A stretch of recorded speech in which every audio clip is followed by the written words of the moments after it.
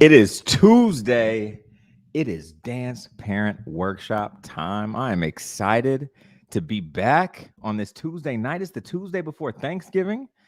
We have a killer topic today.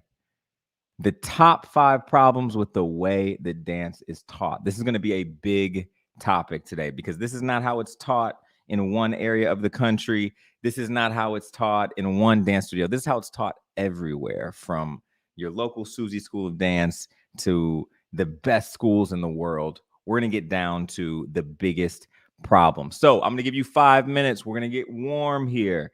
Send the link to your friends. Send the link to the dance parents that you know. It is time. It's Tuesday night, and I'm feeling right. It's Dance Parent Workshop time. I'll see you in 5.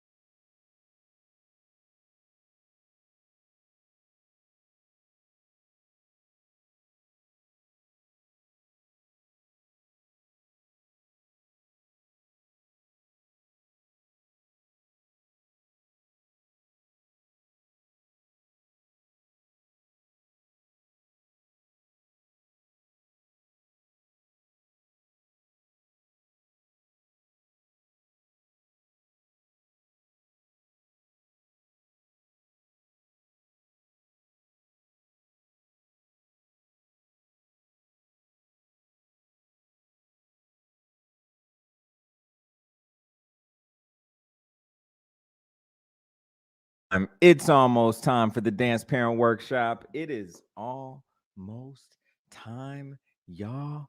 Welcome to the Dance Parent Workshop. Man, I love doing these things. It's Tuesday night, the Tuesday before Thanksgiving. I have met so many families since we started this Dance Parent Workshop live on YouTube last week. Last week was our first YouTube live of the Dance Parent Workshop. And since then, I've gotten so many emails from parents that just stopped in and said, man, that was great. That was super helpful.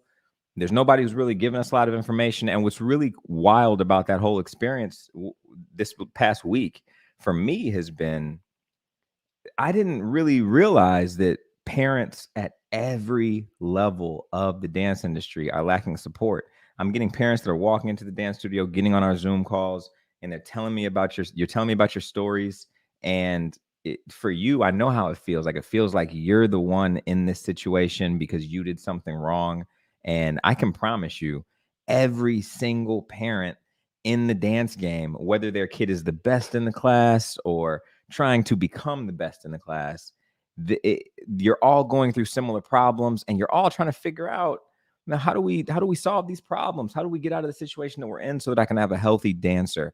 And I am so honored. I'm blessed to be in this position where I can share my information with you, everything that I've learned across the industry, and just from being a coach of other dancers.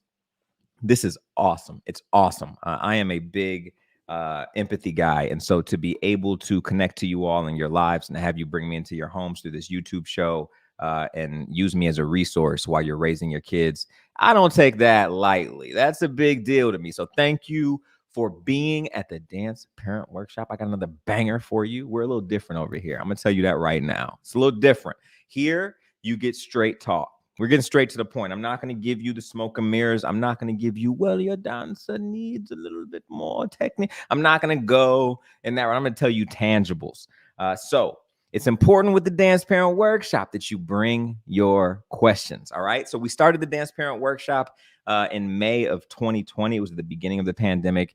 And we realized that we had this tour, the Dance Parent Workshop, that goes across the country. And we go to local dance studios. We do it in person.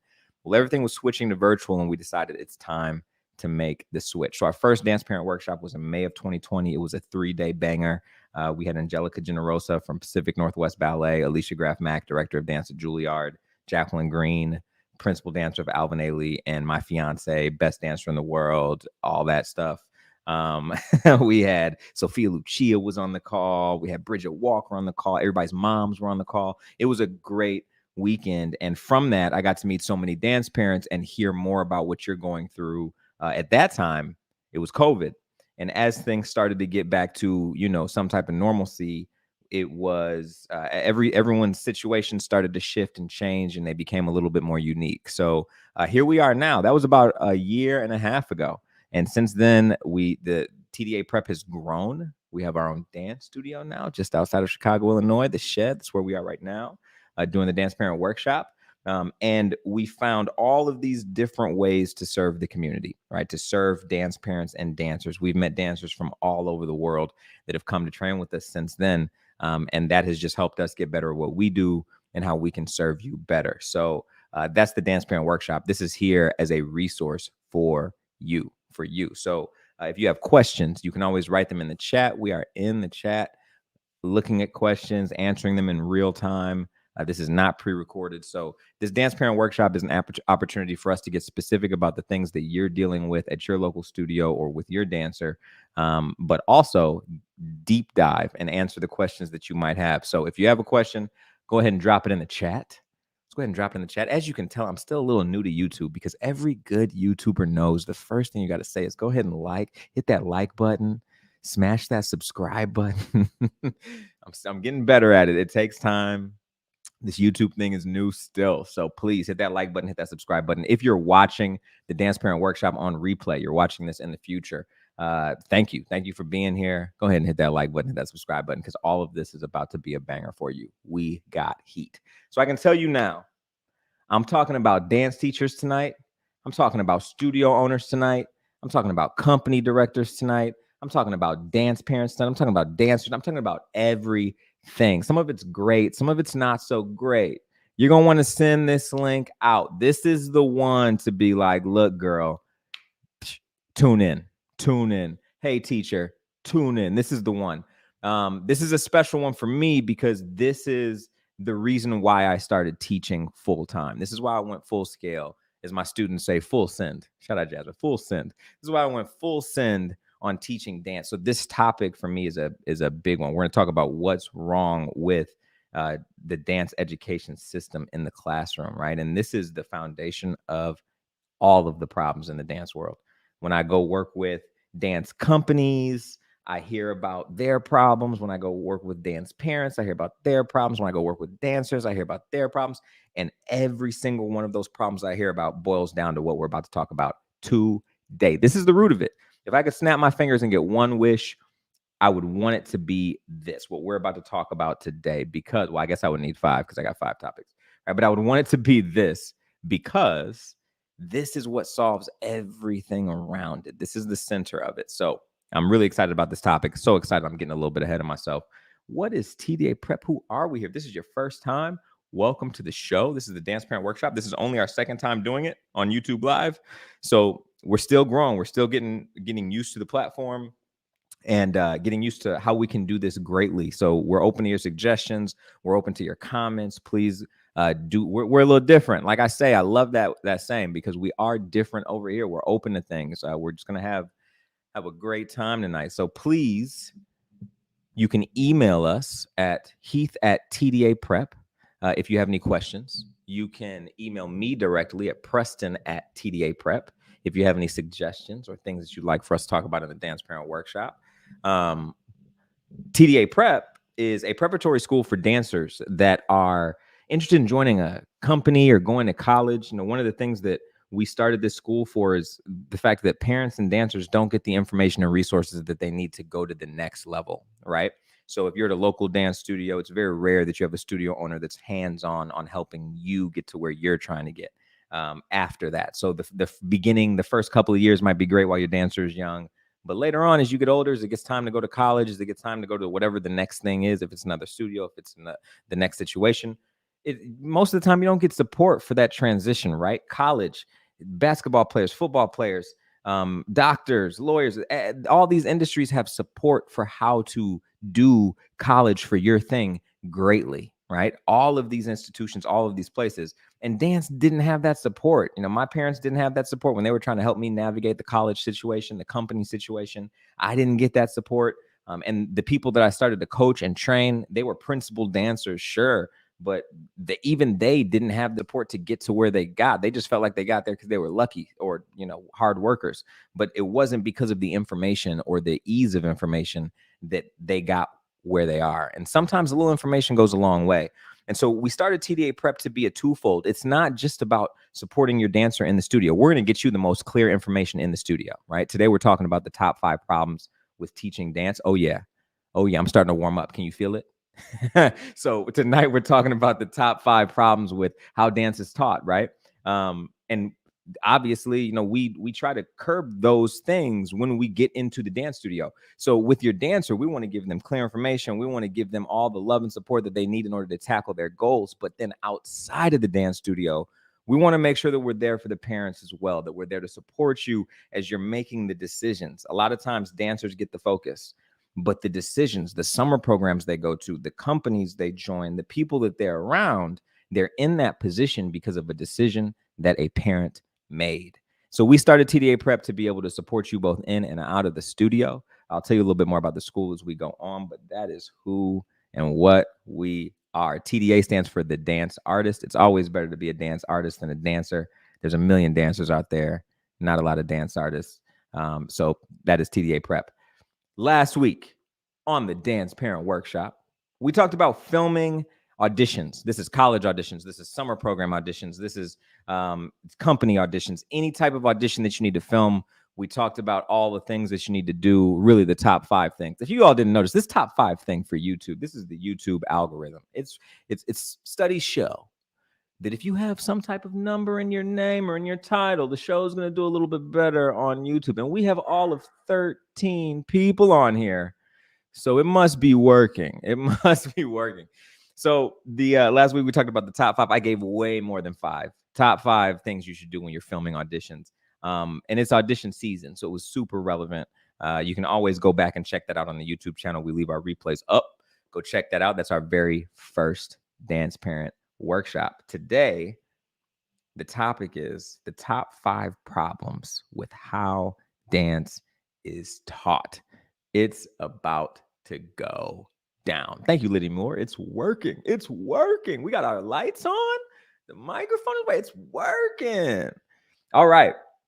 So this topic is a special one to me because it was a big part of my dance journey, right? So my dance journey, I started off, you all know, you've been in the emails, you've been on the Dance Parent Workshop, you've heard about me. But essentially, once I started taking dance seriously, I went to, let's say, forget the Susie School of Dance. I went to a performing arts high school, one of the best in the country. In 2002, 2006, I went to Ailey Fordham for college, Fordham University with Alvin Ailey, which at that time, one of the best in the country, and graduated, started working with some of the best dancers, performers, singers, actors, actresses. It was a dream career early on. And all the way through all of those things, no one ever told me how to do anything on the dance floor. I found playing sports was so much easier because a coach would tell me exactly what they expected of me. I would find myself in a training session that was more athletic, like with a basketball trainer or someone who worked with football players, or just an athletic personal trainer, and they would be yelling at me because I didn't do something, and it was very clear what I didn't do, and I would be talking to myself like, Preston, you need to do it now. You need to fix it because you don't want this man yelling at you. It's going to be a problem if he's still in your face. Get him out of your face. Do what he's asking, right?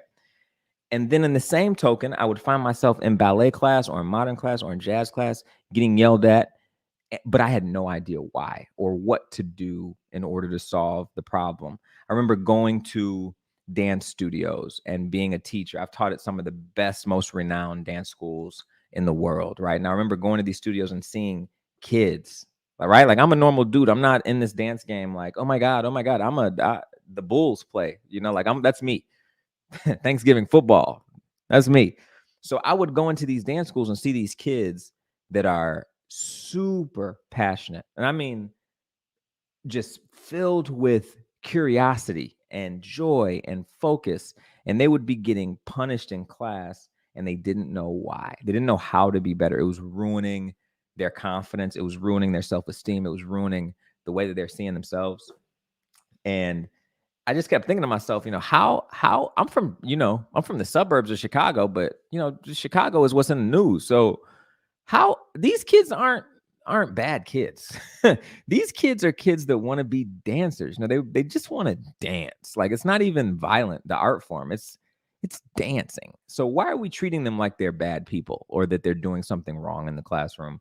Why did I feel like that? Why was I always so insecure in the classroom with people that are really nice outside of the dance studio? Why are they not nice in the studio? So all of this all boils down to a couple simple things that I think as a parent, you'll be able to understand after this call why your kid has a certain type of energy when they go or come back from the dance studio. Or if everything is fine, maybe it's fine, you'll be able to tell how to avoid toxic places based on this call, and based on all of the things that we are going to talk about today. So if this sounds like you might be experiencing something like this, or this might be useful for you, get your questions ready along with your popcorn, because I want to get down to the nitty gritty. I'm going to stop for questions if there's questions after every single point. So go ahead and write them in the chat, and then I'll come back and see them. If you save them, there's 15 people in here now. So it might be too many questions in the chat. It might scroll past. So, get your questions in, y'all. All right. So the very first thing that we're going to talk about, as far as the top 5 problems with the way that dance is taught, the very first thing, I'm going to hit a chord here. I'm going to strike a chord. And, one of the preachers when I was growing up used to say, if I step on your toes, maybe don't wear sandals next time. So the biggest problem, number one, is teachers. Let's talk about it. It's dance teachers. All right. So there's got to be some type of expectation when we say we're going to commit to teaching, right? Education is a big thing for me because how we educate people in school, out of school, at work, in passionate fields, how we educate people, it says who we are and what we believe about the future and what we believe about ourselves and all that, how we educate people, right? So when you decide that you are going to be an educator, it is it's a big sacrifice because it's not about you now. It's not even about the students that you have at the time. This is about what you believe in, what you believe about a person's capacity. If you're the type of person that believes that people aren't capable of being great because life is just always going to beat you down, you're going to bring that into the classroom, right? If you're the type of person that believes tall people are trash or short people are this or that, you're going to bring that into the classroom. So who you are is wildly important. And for dance teachers, it's much more specific than that.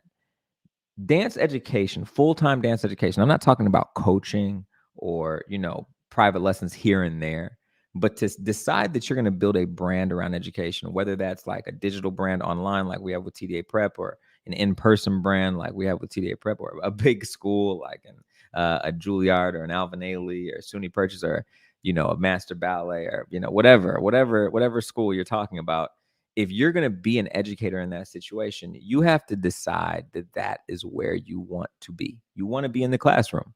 You aren't trying to be a professional taking opportunities from your students. You are not trying to still have performances where people adorn you and celebrate you.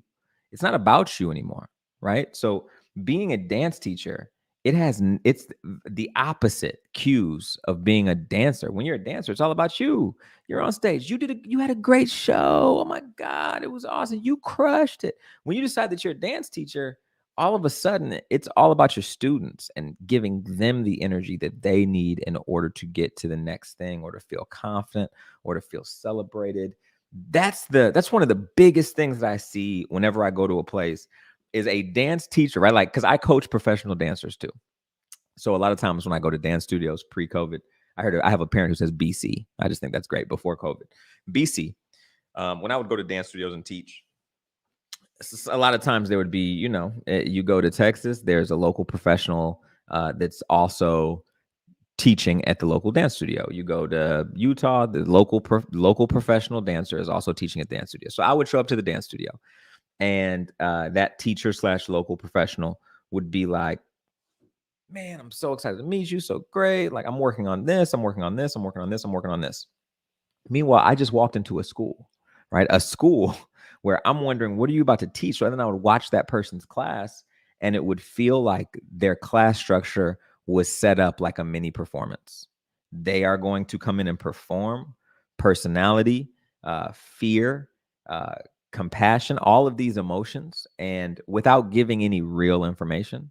And then they're going to get praised for it after class. Thank you. Thank you. So there are some teachers who get mad if you don't say thank you after class. Like, a class is over, there's a line where you have to come say thank you to the class. And that's historic, that's rooted, but it's also hella egoic.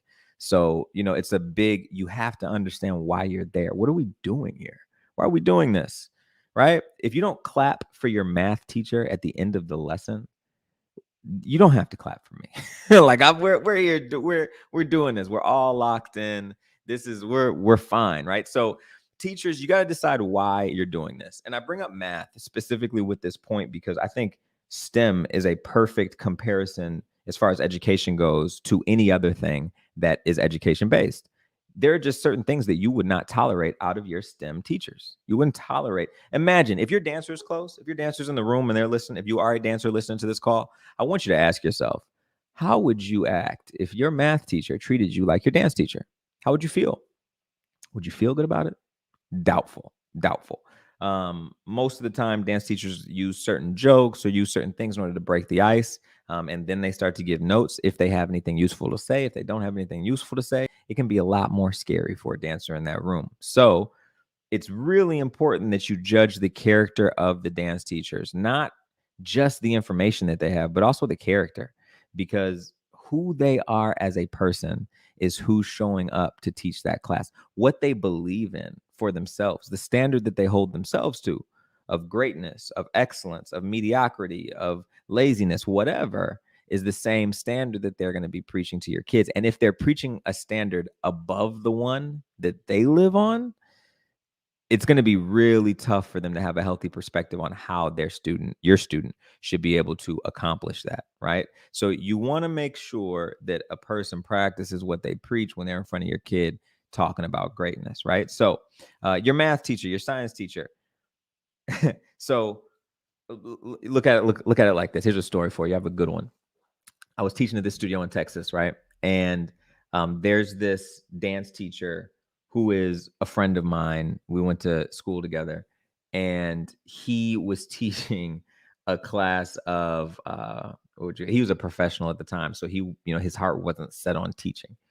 And I think it was a class of like 5 and 6 year olds, maybe 5 to 7, right? And my personal belief as a teacher is, and I work with professionals, I work with college students, I work with high school students that are getting ready to go to college, I work with some really amazing dancers.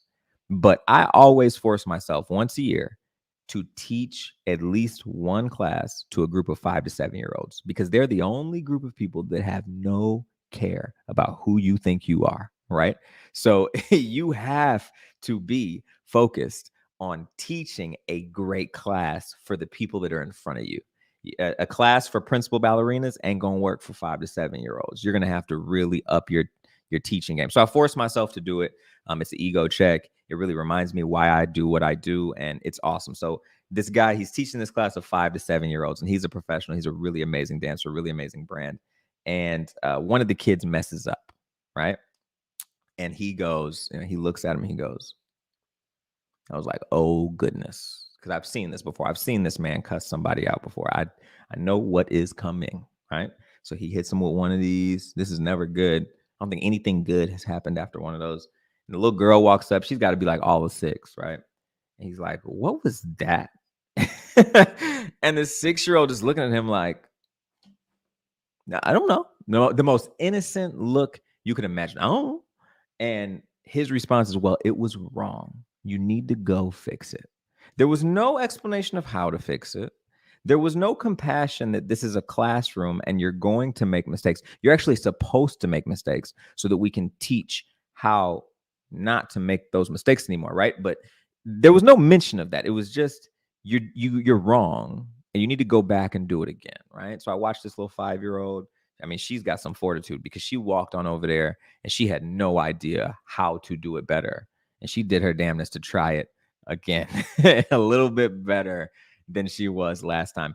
And that right there is what happens in a lot of dance studios across the country, right? A lot of dance studios. So the biggest thing is teachers. Let's just look for a second at what happens when a teacher is not prepared to be a teacher, right? The first thing is, I mentioned this with the 5-year-old. Students are going to make mistakes. They're supposed to make mistakes. Students are supposed to challenge things, and you can trust and believe I was not a great model student when I was a student. The great teachers rarely were.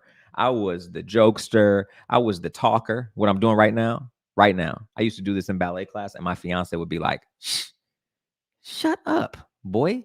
So like, I understand at the end of the day, students are supposed to be kids and learn how to mature from that, not be forced or coerced or judged into it. They're supposed to be taught how to grow up through what it is that they're going through. That's what parents pay for. Parents don't pay for the best dance teacher in the world. They pay for an example. They pay for life lessons that a person can take with them as they grow up through all life's different seasons.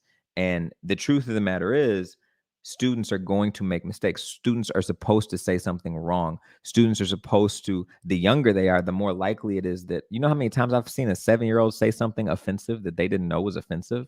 Like just absentmindedly smiling at the end of the statement. Like you have to give young people room. And the same way that, I have clients that are 75 years old. I have film clients. I make movies on, it's my other passion. And some of my clients are 75 years old, and I'm sure that they give me room, right? I'm younger than them. I'm 40 years younger than them. So I'm sure they know things that I don't know about my own confidence. The same things that come out of my own mouth, they probably have a very different opinion on, and they give me room.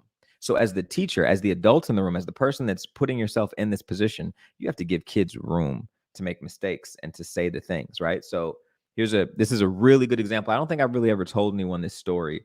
And this is about a dancer that I taught all the way through her dance training, all the way through her serious training from 11 years old. And she just turned 20 this year. It's this crazy experience. She just told me, and I was like, I can't believe it. 9 years. Wow, you're 20 years old. So this kid, we started working when she was 11. And at 11, this is Bridget Walker. She went to Royal Ballet School, was a dancer at the National Ballet of Canada. And she's an amazing dancer, but an even more amazing person, right? So this 11-year-old, my philosophy would always be telling dancers, you need to challenge the system. You need to ask why someone is asking you to do something. You need to understand why you're being asked to do it. If you can understand why you're doing what you're doing, you'll understand it better, right? And so I used to always say that. So at 11 years old, I was, really over explaining. And so she never had to ask me why. 12 years old, never had to ask me why. 13 years old, never asked me why. It wasn't until about 15 or 16. Now she's a little bigger. She's got her energy is a little different. And I asked her to do something on the dance floor. And she looked at me and she goes, why? And the first thing, if I'm being honest with you, the very first thing that I felt was, what did you just say to me? Why? I didn't say anything, right? But I felt it. I felt my energy switch. I felt my whole behavior flip. And then I had to go back and process, like, no, she's a student. She's not a professional. This is not an adult who's challenging another adult. This is a person who is asking for information so that they can show up greatly to the tasks that I gave her. So I calmed my energy down before I opened my mouth and I just explained it. It was simple. She was like, oh, bet. Okay, great. And then she went and did it. And I remember processing that, like, man, I understand how teachers who haven't decided that they want to teach, that they want to sign up for this, I understand how they could spaz out on somebody because it's a big check to your ego. You got to be ready to shut it down and turn up that empathy, compassion, and give a student what they need, whether they know that they're asking for it or not. So kids need to be able to make mistakes. They need to be able to be wrong and not be crucified for it, not be punished for it. They need to be accepted. They need to be loved into finding their way. That is teaching, right? So the biggest thing I would say is, teachers, if you are not prepared to be a teacher, if you're not prepared for that, and you're just like, yeah, I might go back to being a dancer. I might what like if you haven't shown up to be great in anything that you do, but really in dance, if you haven't shown up to be great as a dance educator, your students don't get to be students. Most teachers who act like professionals, or you better yet, let's not even go down that road. Teachers become teachers after their dance career is over, right? So if they're not resolved with that, or if they wanted to be a choreographer, or if they are really trying to be a director, or if they're living some fantasy in their head about what they're trying to be using this school or using the students or whatever, your kid will fall into the lowest ranking member of the totem pole that they're creating. They won't get to be a student. If this person is living a dream that they're now the artistic director of a school, then your dancer will be treated like a professional in a company. And the criticisms, the notes, the emotions will all be geared towards, well, why aren't you behaving like a professional dancer? Why don't you know better? If this was such and such, you wouldn't do. That's like such a big thing that teachers use. Like I remember my teachers in college used to be like, if I was Judith Jamison, you wouldn't say that. And I was like, in my head, I'm like, yes, I would. I do. It's part of the reason why she has beef with me, because I do say it. And then also you don't demand the respect that she does simply because she exists. You have to present yourself like the rest of us. And so that's a real thing, that students don't get to be students if teachers show up trying to be something other than a teacher, right? If you aren't trying to teach, take your ego out of it, take your career out of it, take your life out of it. If you aren't trying to do that, your students are going to be forced to be something weird, something in between that they didn't sign up for, they didn't pay for, they're not qualified for. So, decide. decide that it is time to focus on teaching. For me, my moment was pretty clear. I was coaching and doing private lessons while I was also still trying to coach and travel, and it really worked for quite some time. But ultimately, if you want to have lasting results and lasting change, you have to go all in. You have to jump in without a life jacket, right? And that situation forced me to really ask myself, why am I doing this? Why am I doing this? Why do I enjoy having ballet dancers, modern dancers, 9-year-olds, 25-year-olds, principal dancers, freshmen in high school? Why do I enjoy having everybody in the room together so that we can work? It can't be about me. It can't be my ego. It can't be my stuff. It has to be about the people that are in the studio. What do they need? And how can I use my experience to help them get there? Right. So that's part of the backbone of TDA Prep. It really addresses this issue. Teachers, you got to decide why you're doing this, and that you're going to do this, right? So that's the first one. Teachers. Let me go to the chat. I see Cynthia Matthews. What's up, Cynthia? You made the move to the new neighborhood. We're in YouTube now. Educating the next generation of dancers cannot be done as it was in the past. The playing field is quite different. Yeah, Cynthia, it is quite different. It was called old school dance. They used to say that to us when I was in college. There was this choreographer. Man, this is a trippy story. All right. I'm going to tell you 2 stories about the same choreographer. This is a trippy dude. And if you're watching this dude, come for me. I'm ready. I'm ready to have this conversation. I even told you once, I'm ready to catch you outside. I'm ready. So this is my freshman year of college. All right. I am all of 18 years old. I'm probably like 150 pounds soaking wet, 152 when I'm angry, and I am at Ailey Fordham crushing it, like really excited to be there, really excited to show up. I told y'all the story about feeling like I was over anticipated, right? So I show up to the first real audition for a piece. And at that time, this is BC, getting in the right piece in college is a big deal because some pieces go farther than other pieces. So in this specific moment, you wanted to be in this piece because this was the piece that was going to perform at the gala. If you were in this piece, that meant you were going to be invited to the party afterwards.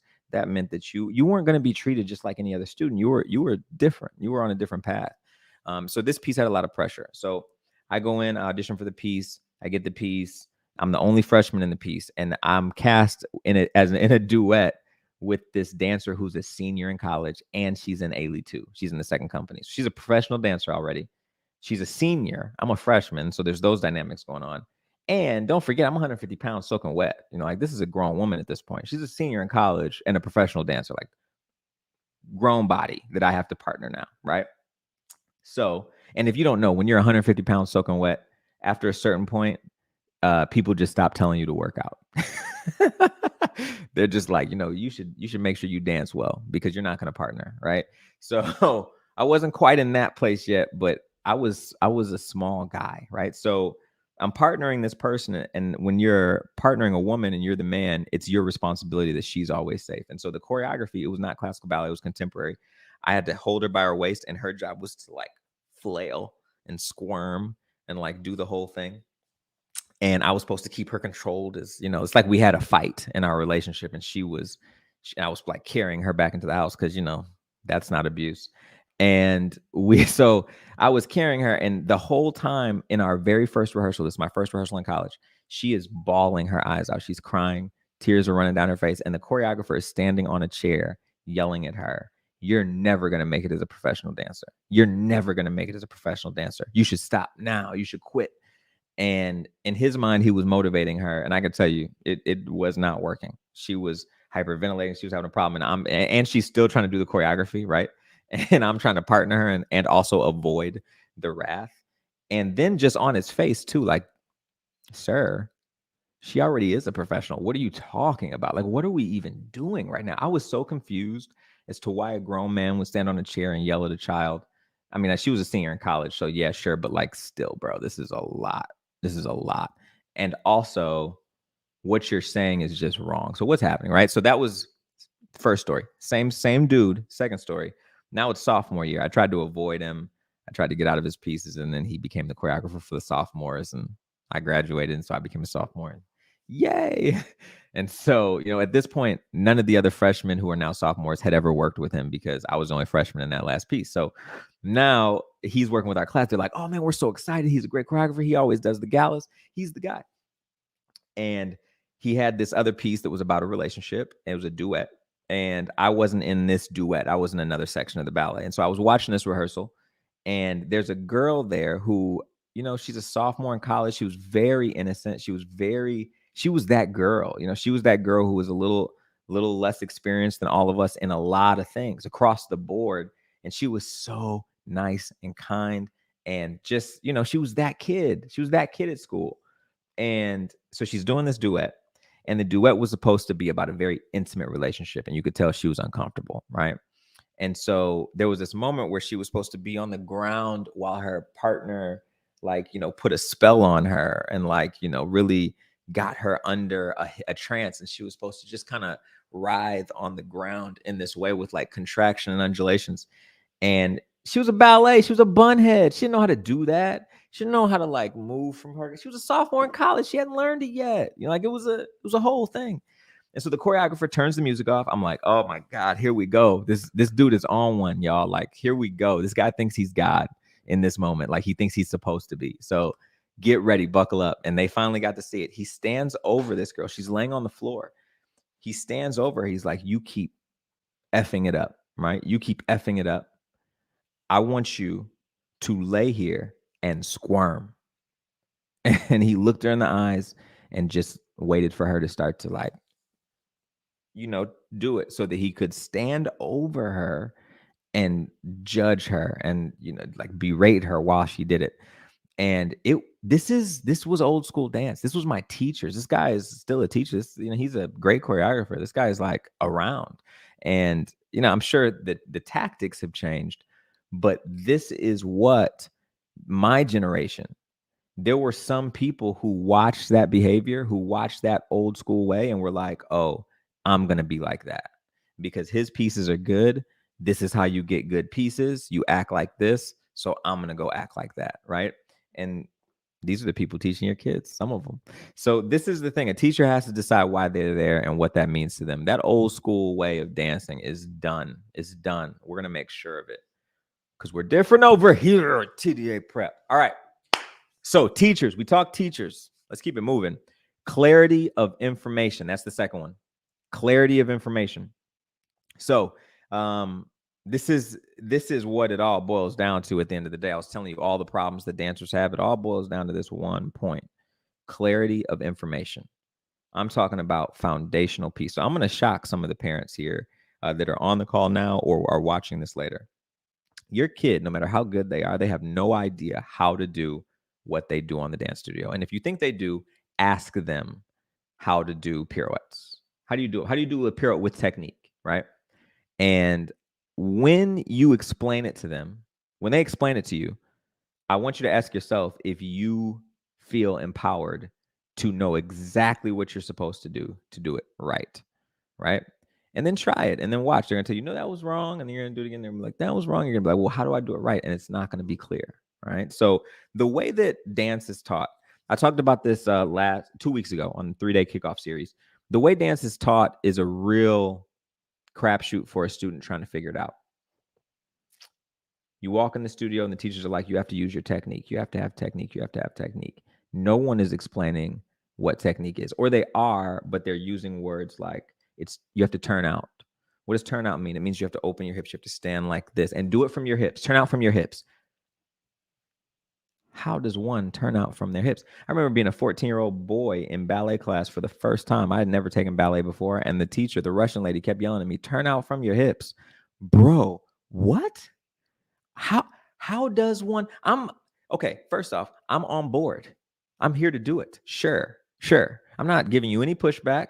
I'm not saying turn out from my hips. No, why would I do that? That's not my energy. I'm giving zero pushback, right? I want to turn out from my hips, but how does one do that? No one explained it to me. The closest I ever got was my ballet teacher forcing my feet, not my hips, my feet open to 180 degrees, which of course led to knee problems. Some of you, I'm sure, are like, yep, we know about that. We have that in our house. So this is the thing. There are all these words, there are all these phrases. Pull up, use your core. No one is explaining how to do that. So I have this metaphor that is so much more simple at understanding this, because this is a huge deal.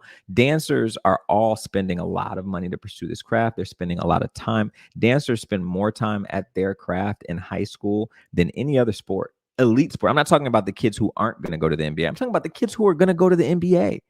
There's only like what, 0.5% of basketball players go to the NBA, and dancers work just as hard, if not harder, than they do in high school. It's exactly the same. It's not like basketball players or football players or other athletes spend more time doing what they do than dancers do. We spend the same amount of time. So why are we seeing drastically different results? Why is it that one dancer can be good in a class and another dancer can be trash in a class, and they have had the exact same classes for the last 5 years of their life? What is it, right? So this is an example that I use, and I turn to sports because dance is not a sport. We'll talk about that later, but the sports world are based around how to mature a human being into an athletic mind, right? To accomplish the athletic goal. And dance has an athletic goal. So it's really smart to borrow from this billion-dollar industry and figure out the tips and the tactics and the ways that different athletes train and the way that they become athletically capable, right? So football players. I have this buddy who played high school football. He was a running back, and he was the superstar of our, little small town in Illinois, in the suburbs of Illinois. And he had the school records and all that. And then he went to college. And I remember he didn't really play in college. He wasn't good enough to play in college. And it always blew my mind because I didn't really know how it worked. How could you be this great in high school and then not be good enough to play in college? You went to a great school. Like, it's no brainer, right? Like, how does this work? And he started to explain it to me. This was this year, I believe. Yeah, this was this year, February of this year. He explained it.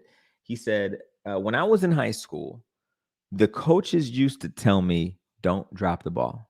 And so I would do everything that I could to not drop the ball. I would crush that. Like, I'm not going to drop. I'm going to work out with the ball in my arms. I'm going to do everything that I hear that they're doing on TV. I'm not going to drop the ball. And because, the games weren't that hard at the high school level, the competition wasn't that hard for his natural athletic ability, he eventually, rose to the top, didn't drop the ball.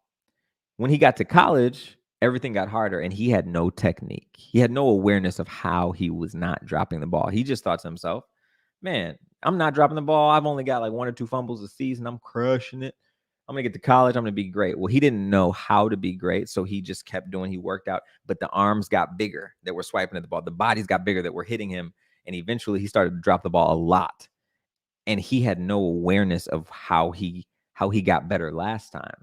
He just got better. And so he got really insecure in college. He got really doubtful of himself and his ability to solve the problem. And he never played. He's a superstar in high school. So I asked him, like, what are the other kids learning when they go? Because he didn't even go to the D1 school, which is, the top of the top. He went to a school like D2, D3. I don't know. It wasn't on TV, right? So the kids that play football on TV, SEC, D1, Big Ten, like these huge schools, these huge programs. I asked them, how are they getting trained in high school? Like, what's their training experience like? Because these athletes are just a little bit different. And he explained to me, a kid who goes to, let's say, Alabama or, University of Michigan, Ohio State, they play this weekend. It's going to be a big one. If a kid goes to one of those programs, in high school, they were learning technique. Where my teacher was saying, don't drop the ball, their teacher was saying, here's how you don't drop the ball. I'm going to teach you about the 5 points of contact. You have to touch the ball with 5 different points of contact. Your fingers, the palm of your hand, the forearm, that's 3, the bicep, that's 4, and then you're going to cradle it against your chest. So you're going to have all these points tucked in, touching the ball, making contact with the ball, and that's how you're not going to drop the ball. When you know that, it changes how you work out. Now you know, I need to work out these muscles. I need to work out these muscles. I need to work out these muscles. I need to work out these muscles. And then I need to get good at running, not just holding the ball against my chest, right? See how we're getting more specific here? with the how, it creates a training plan. It creates a goal, a clear goal. It creates a quantifiable, you did it right and you did it wrong. So now imagine on that football field, this player is getting yelled at. If I told you to touch the ball with 5 points of contact and then you didn't do it repeatedly, well, you deserve to get yelled at.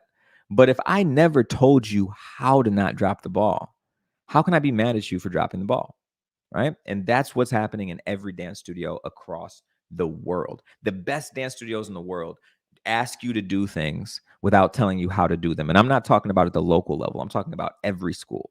This is every school will ask of you how to do it. There's teachers at the best colleges in the world that taught me and never told me how to do what they were asking me to do, right? There are companies across the world. Let's just name them, right? Like Royal Ballet School, in my mind, has the reputation of being the best ballet school in the world. They are not going to tell you how to pull up and use your core. They're not going to tell you how to turn out. They are going to give you exercises that strengthen your turnout. And if you have it, if you kind of just understand it naturally, it'll show. And then they're going to make you feel really good about yourself. If you don't naturally have it, then it's going to show, and they're going to make you feel like you're doing something wrong in order to get it, right? So this is across the world, and this is the root of every problem. It's clarity, because I want you to look at the cause and effect of this, right? So your dancer, just talking about your dancer at home, your dancer does not have clarity about what they're doing. If you didn't have clarity about what your job was, you probably wouldn't feel good about going to work, right? Especially if your friends weren't there. If you didn't have clarity about what the task was at home, what your partner needed you to do, you wouldn't enjoy your partner, right? There might be some of you that don't have clarity and don't enjoy your partner, but that is another story, right? It's clarity. Clarity is the thing. So the big piece of information here is that your kid, it's very likely 95%, your kid probably is being asked to do something, pressured to do something, pushed to do something at a high level without ever being told how to do that thing, right? If your dancer's in the room right now, let's just test it out. If your dancer's close, call them, ask them real fast. Hey, what is turnout? How do I do it? How do I do it? How do I do it well? What's great turnout versus poor turnout, right? And just see what they say. See if the explanation is clear, because however they explain it to you is how they're explaining it to themselves when they go into the classroom, right? So just see if their explanation is clear. Now I'm going to tell you exactly like how we explain turnout over here. The goal of classical technique is to keep your femur bone locked by squeezing your butt, using it as a brace, and pushing your knee back against that brace until the femur bone that's in between the pelvis and the knee locks. If that bone is locked while you're doing pliés, standing leg and working leg, if that bone is locked while you're doing tendus, dégagés, rond de jambes, the more that it's locked, the more technique you'll have, the more control you'll have. That is the technique of your legs. That is how you turn out from your hips. If you don't squeeze your butt and you just rotate your feet, you'll feel all the pressure down by your feet and in your knees. But if you squeeze your butt and you lock the femur bone, push the knees back until it locks, you'll feel all the energy in your hips, and it'll feel like you're turning out from your hips while you do all those exercises, right? Super simple, 5 points of contact. But that is not what's being explained in dance classes. Again, I went to the best performing arts high school in the country, one of the best colleges in the country, taught some of the best professional, not some of the best professional concert dancers, singers, actors, actresses, athletes in the world. At no point did anybody ever tell me what technique was that simply. Albert Einstein has this quote: if you understand it simply, you should be able to explain it to a 3-year-old. If you understand it simply, you should be able to explain it to a 3-year-old. Ask your local dance studio teacher to tell you what technique is and see if you, a grown, living, breathing adult, understand. And if you do, you're in the right place. If you think it could be more clear, it's probably because it can. So what does that do when you don't have clarity? It makes you extremely insecure about what it is that you're doing. It makes you feel like you are not hitting the mark, and you don't know why. You don't know how to hit the mark. What is the mark? How do I hit it? How? Like what? Where is the mark? Who determines the mark? The mark could change every day, right? Like most of the time in class, this used to happen to me, and I still see it happen to dancers. You'll be like, I'm gonna show you 2 things the teachers do. This is wild. So you'll be like, at the bar. Let's say that you're out and the elbow is low, right? So I'm at the bar, my arm is in second, my elbow is low. And the teacher will come and they'll be like,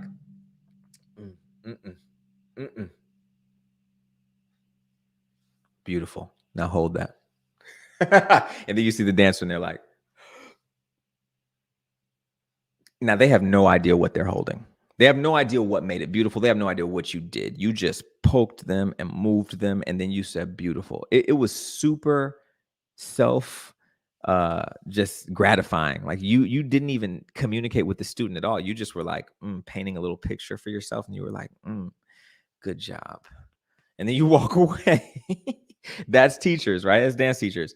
Kids have no idea what they did, right? Whereas a teacher could explain, like, I just lifted your elbow until it locked against your shoulder, right?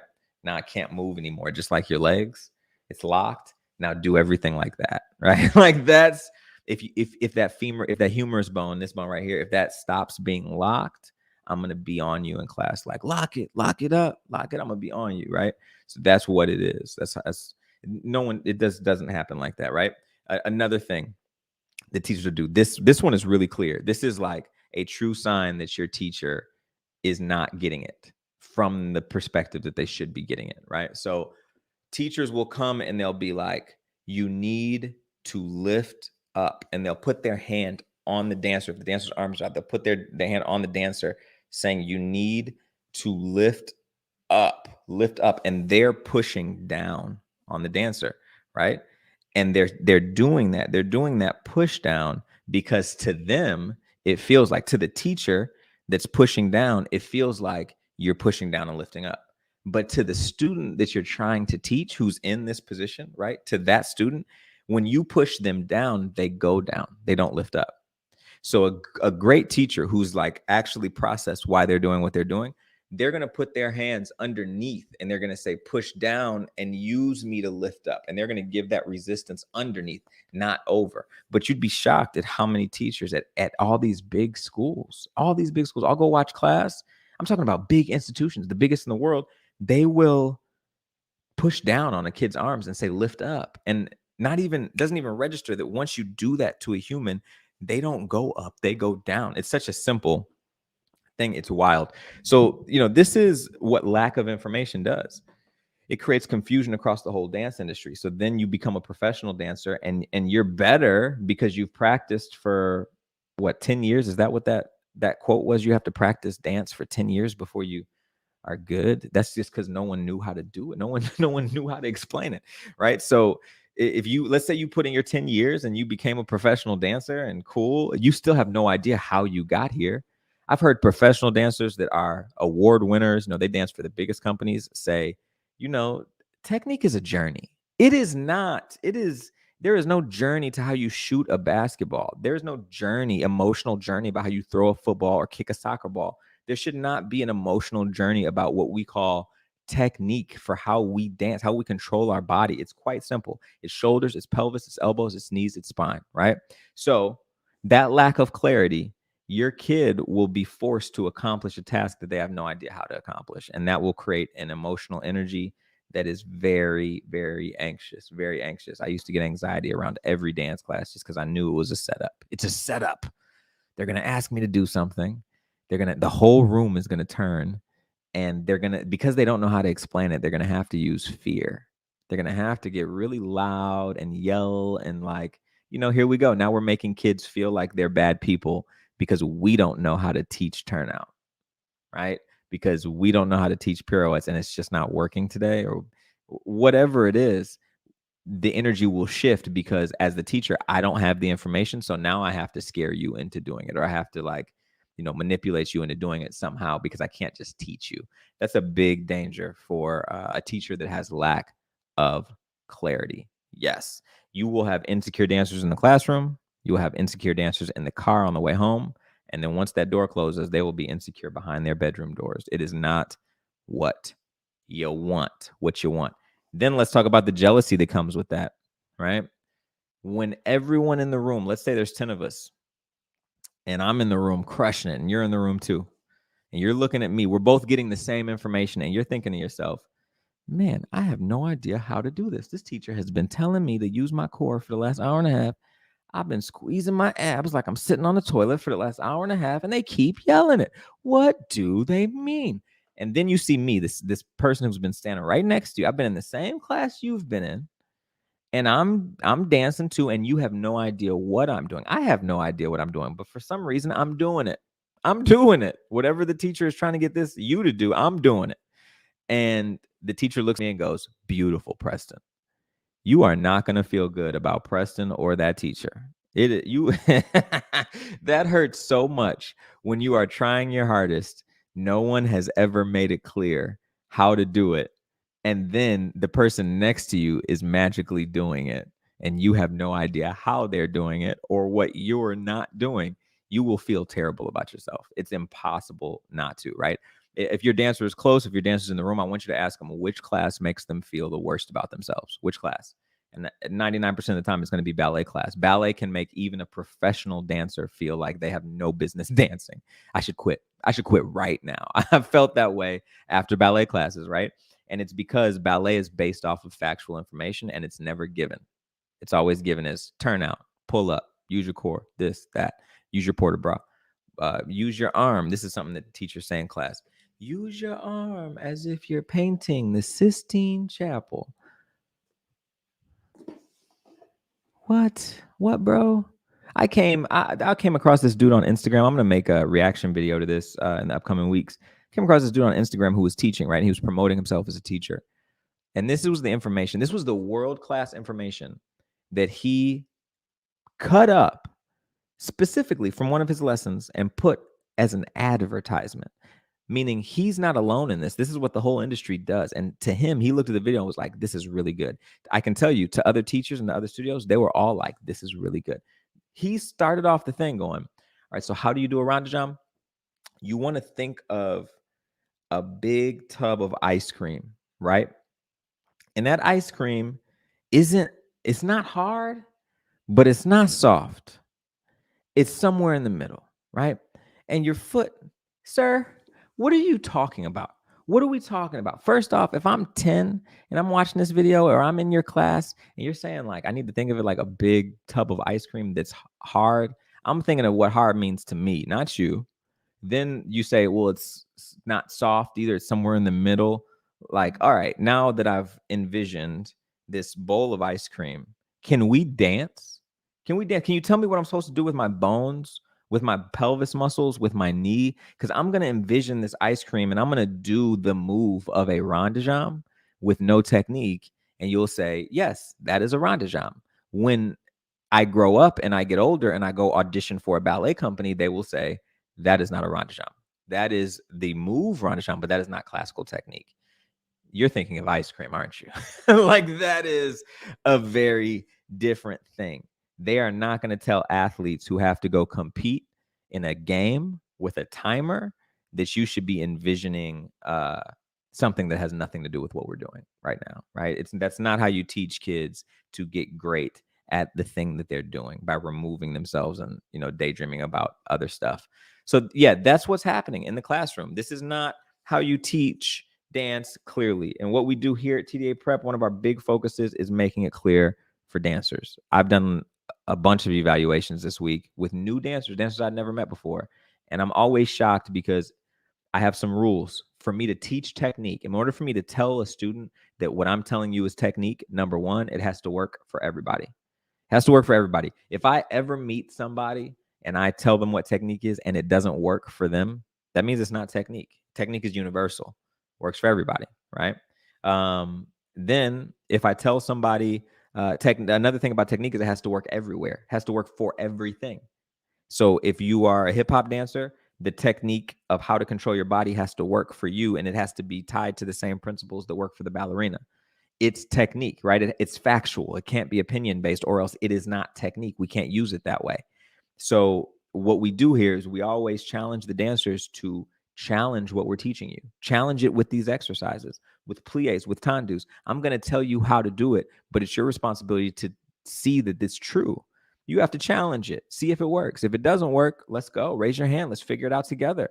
But if it does work, you can lock that in and say, now I understand the principle behind why I'm doing this, how I'm doing this. If I want to go to the gym and strengthen this, I know what muscles I need to strengthen. You're way more informed, right? So just a little piece. If it's technique, I would write this down. If it's technique, that means that it has to work everywhere for everyone all the time for every technique, right? So let's go to it. Simply Nisa. What's up, Simply Nisa? You're absolutely correct about teaching technique instead of just telling them to do it. Yes, those are managers, man, not teachers, managers. My daughter just found out the proper turnout technique from her PT last week. Let's go. That's huge. PTs are usually the dancers, like PTs for dancers. And for folks that don't know, PT means physical therapist, right? In the biz, we call that a physical therapist. So the PTs are usually people that started off as dancers, and for whatever reason, maybe they didn't have great teachers, maybe they confronted one of the 5 problems with teaching dance, with how dance is taught. They decided to go a more clear route, and clear is medicine. As much as it's not clear, like to all of us in med school and in all of these academic industries, there's right and there's wrong. There's a right way to do something, there's a wrong way to do something. And so it adds that simplicity, it adds that clarity that they were looking for in dance. And then they use that to help dancers, right? So physical therapists a lot of times have amazing information. That's a cheat code that Simply Nisa just dropped off for y'all in the YouTube chat. Thank you, Gert. But that's a huge cheat code. Physical therapists oftentimes understand classical technique significantly more than even principal dancers who have great technique. You would be shocked how many principal ballerinas I have worked with that are effing amazing. I mean, like, amazing, super good. And they have no idea how they're doing what they're doing. They've just always been able to do it. And as soon as I explain to them, like, oh, here's what you're doing and here's how you can do it more, then they're like, oh my God, this is so true. And then they're 10 times better, right? So this is a real thing. It's a real problem. This is the foundation of every problem. Because if you have a generation of people who are willing to do dance and convince themselves that they're doing dance, knowing that they have no idea how they're doing what they're doing, you'll be able to manipulate them when it comes to contract talks. You'll be able to convince them that they should appreciate the exposure, because they really have no idea what they're doing anyway. So they're not going to challenge you. They know that they don't know how they do what they do. You're able to take advantage of people so much more when those people lack information. And so this is a really big thing for your dancer. Confidence requires clarity. If your dancer is struggling with confidence, it is because no one in the dance world teaches technique. It is not a word that you can use to define something abstract. It has to be clear enough that a 3-year-old can understand it. So that is the second, clarity of information. Simply Nisa, you were the bomb for that. That was a great one. PTs, y'all, reach out to your physical therapist. Google just went up. Physical therapist near me. All right. So the third one is the role of competition.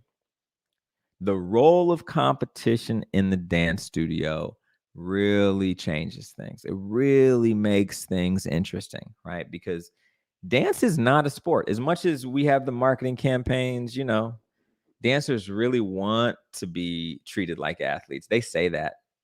Why do football players get paid this much and we get paid this much? And it's just big and dumb people hitting each other. It's so judgmental. First off, as someone who loves the game of football, go Bears. That's super judgmental. But also, second off, okay, cool. Do you want a whole channel dedicated to talking about critiquing dancers and their latest performance? Because that's what ESPN does. Do you want like anchors talking about Tyler Peck's turnout needs to get better? Right? It's not a sport. Dance is not a sport. It is a largely spiritual and emotional journey that dancers go through to open up other human beings to their own spiritual and emotional existence, right? In a physical way. It's quite deep, but it's not a sport. There are athletic pieces to it.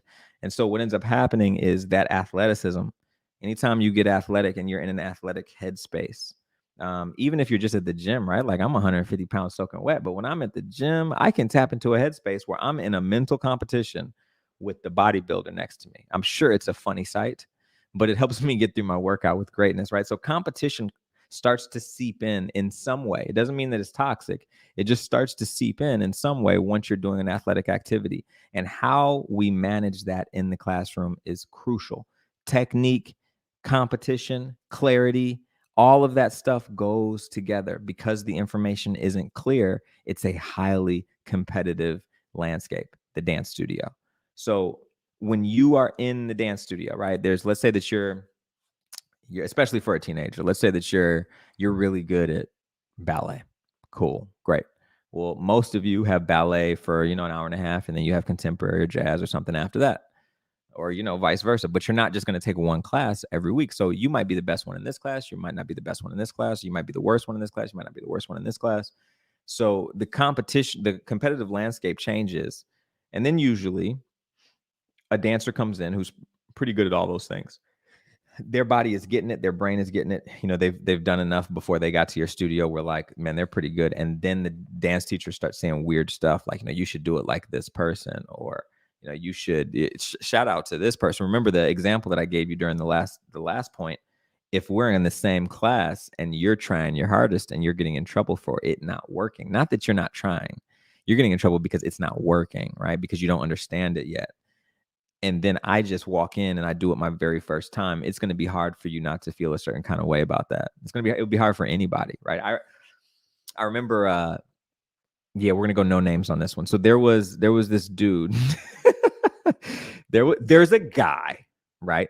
And this guy, he was like a mentor to me in college. He's still a really close friend.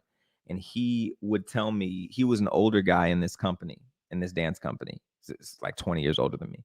And he was the star. He was the principal dancer.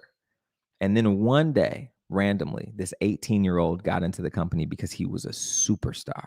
I mean, this guy didn't even have to warm up. When you're 18, y'all know, dancers who are listening, when you're a teenager, when you're in middle school, you don't have to warm up like that. All of us old folks say you should warm up. You should warm up. It's not because you need to warm up. It's because you're going to need to one day. And you're going to want to know how, right? So you want to build those habits while you're young.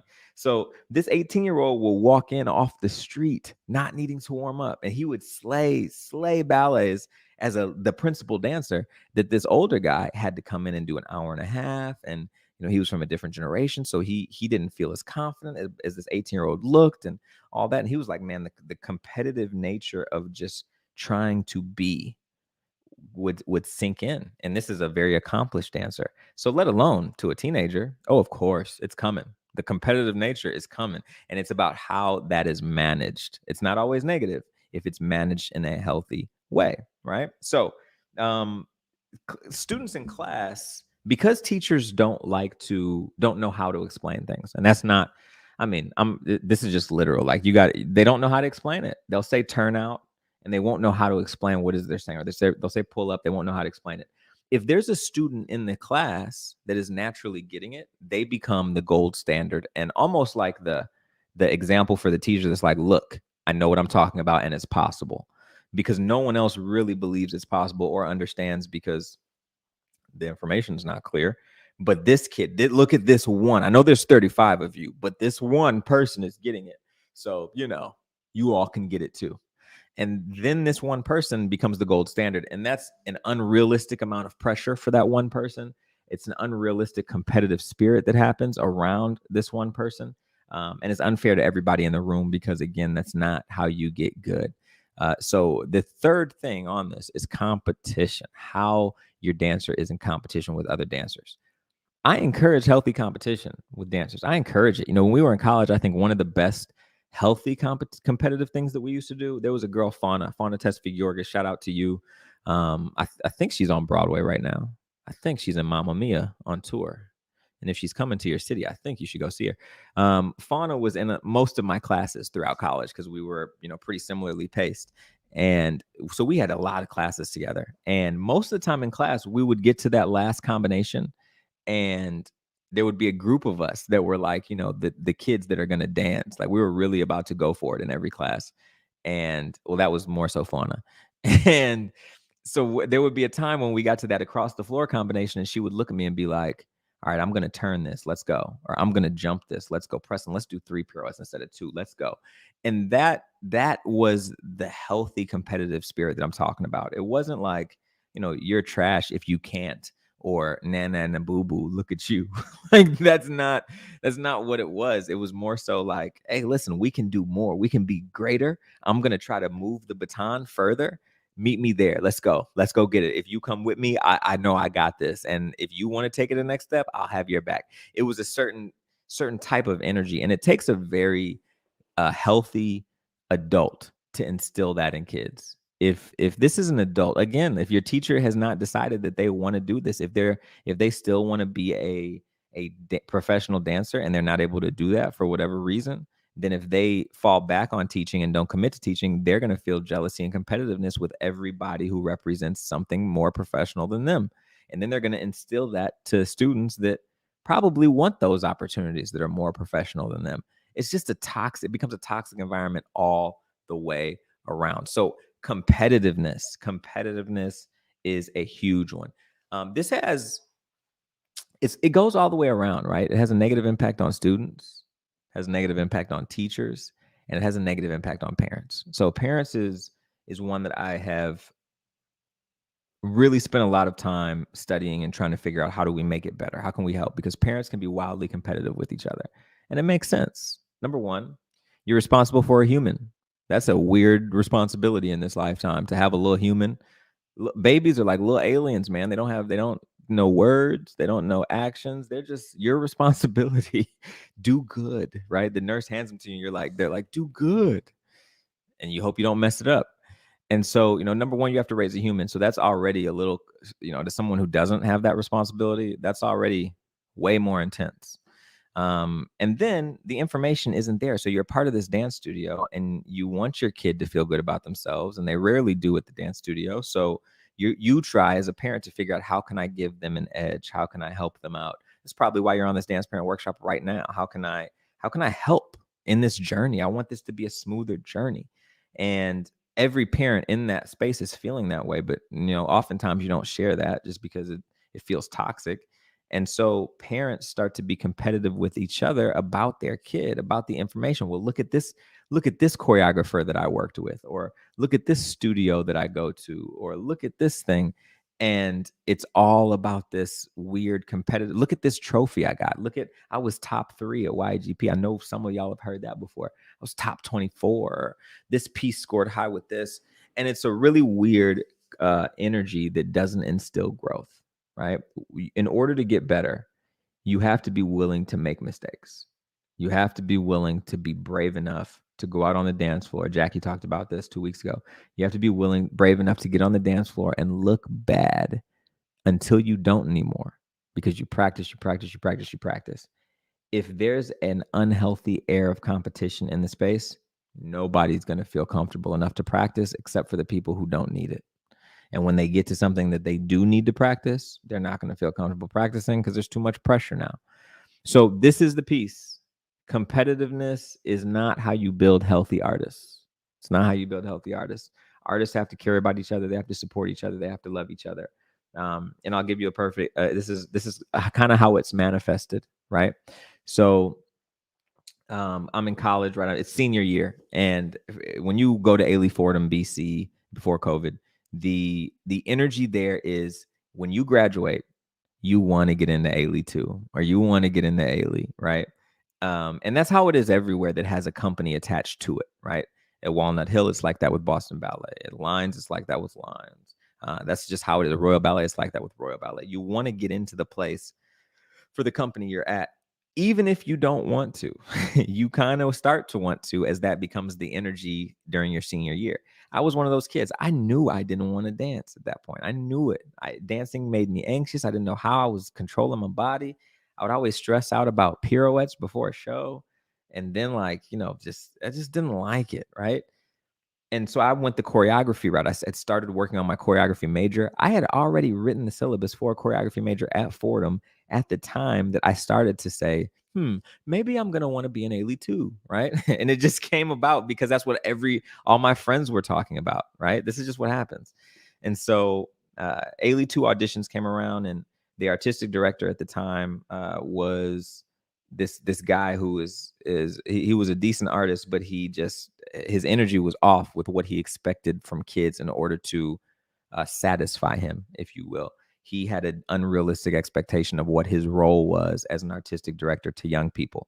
He thought he was God, right? And so as a young man, my dynamic with him was a little bit more targeted than a young woman would be, if you know what I mean, right? And so the bar for me to perform was constantly moving. Preston, if you do this, then you'll be fine. Well, now you need to do this, and then you'll be fine. You'll do this, and it got to the point where I couldn't do it. Right? I don't care that much at the end of the day. I'm really only doing this because my friends want to do it. So ultimately, I didn't get it, right? I didn't get A2, and I was really fine with that. The paycheck was not, I was making more than that already, and I'd already owned my business. I was fine. I was a coach for dancers that were huge. I do not need to be in a second company. That was not for me. But I remember there was one spot left, and my heart was still telling me, maybe it'll be you. Maybe it'll be you, because of how competitive it was. And this girl, Fauna, who is still to this day one of my closest friends, Fauna, walked in the dance studio, and she tells me, Preston, don't tell anybody. This is right before class. She goes, Preston, don't tell anybody. I just got A2. And I did the math in my head real fast, and I was like, that means there's no spot for me. Now, keep in mind, I didn't want it. And I was like, dang. And I melted right in front of her, and I watched her melt because I couldn't be happy for her. So I thought about it for about 5 minutes, and, we kept dancing in class. And then I went back over to her, and I was like, listen, your success doesn't take away from me at all. And me not getting an A2 doesn't take away from the fact that you've been busting your butt and you just got it. We're going to celebrate tonight. Like I just got. That's how we about to turn up tonight. And it ended up being great. It was a great moment, but that was a huge moment for me because for 5 minutes, I was a terrible friend and I was focused on competitiveness. I bring up this example because that's how easy it is for it to happen to your dancer. I didn't even want this. I was clear that I didn't want this. I had already started the work. I had finished the work of getting myself on another track because I didn't want to be on that track. And it still happens. In the dance studio, it's so easy for competitiveness to just become a thing, whether it's about a role, a poster, an opportunity, a place at the bar, it becomes a thing, right? And so as parents, it's important for you to have an awareness of what's going on, what the climate of that environment is, because dance teachers, studio owners, they set those standards with the little things that they say to each other, the little microaggressions. And that's real. So, be aware, be aware, be aware. Competitiveness is my numero trace. Let's see what's in the chat. Simply Nisa, question. What happens when the teacher makes your dancer the target of jealous competitiveness? Ooh, I love that question. Simply Nisa. So I have this theory, right? There's Mickeys and there's Goofies. There's Mickeys and there's Goofies. And anybody can be a Mickey at any time, and anybody can be a Goofy at any time too, right? When you're focused on the job, you're Mickey Mouse. You're Mickey Mouse because you're focused on the job. When you're focused on the job, you get new opportunities. You get blessings just come to you because you're focused on the work. And to Goofy, who's not focused on the work, Goofy's focused on you. When Goofy's focused on you, you don't get blessings. You don't get opportunities. And you're focused on someone who is getting them. And so you start to get competitive and jealous. And so Goofy energy is energy that's directed toward competitive energy that's directed towards something that's not even focused on you. I'm focused on the work, right? If you are Mickey Mouse, if you happen to be a Mickey, first off, congratulations. Anybody can be Mickey at any time. It's that they choose to be Goofy, right? Or they're, as students, led to be Goofy by a Goofy teacher, right? So for the Mickeys out there who are the focus of competitive energy and jealousy, and just like everybody else, that you're also trying to learn technique. You're also trying to get better. You're also not perfect. No one should be jealous of you because your flaws. You have stuff to work on. So it seems crazy to you. Stay focused on the task. This is going to happen every step of the way. There's always going to be a Mickey and there's always going to be a Goofy, and it's always up to you where you sit. And if you're not Goofy, then that means you're Mickey and you have a Goofy. And so it's a blessing, right? Like it's a really good thing. You do not want to be Donald in this scenario. No one really is checking for Donald, right? So in this scenario, it's either Mickey or it's Goofy, and you are fortunate enough to have a Mickey Mouse in your house. And so I would really double down on that. I would make her feel great about being the Mickey. Go in there and work your butt off. Give them a reason to be jealous by being super focused, super hardworking, and super nice. And super nice. There's this thing. There was this quote. Not a quote. Sorry, I'm excited. There was Alicia Graf Mack. She's the director of Juilliard, but she wasn't always. She was a dancer at Ailey at one point, and she was always a beautiful dancer. She's one of those dancers. I got you, Nisa. This is a good story for her about Alicia Graf. Alicia was one of those dancers that looks like she was born with something different than everybody else, right? Because her legs just go over here. Like I could stretch for 10 years every night for an hour and it wouldn't get me there to Alicia Graf Mack status, because there's just something different about. She's special. She was born to do this in a certain way, and she works her butt off.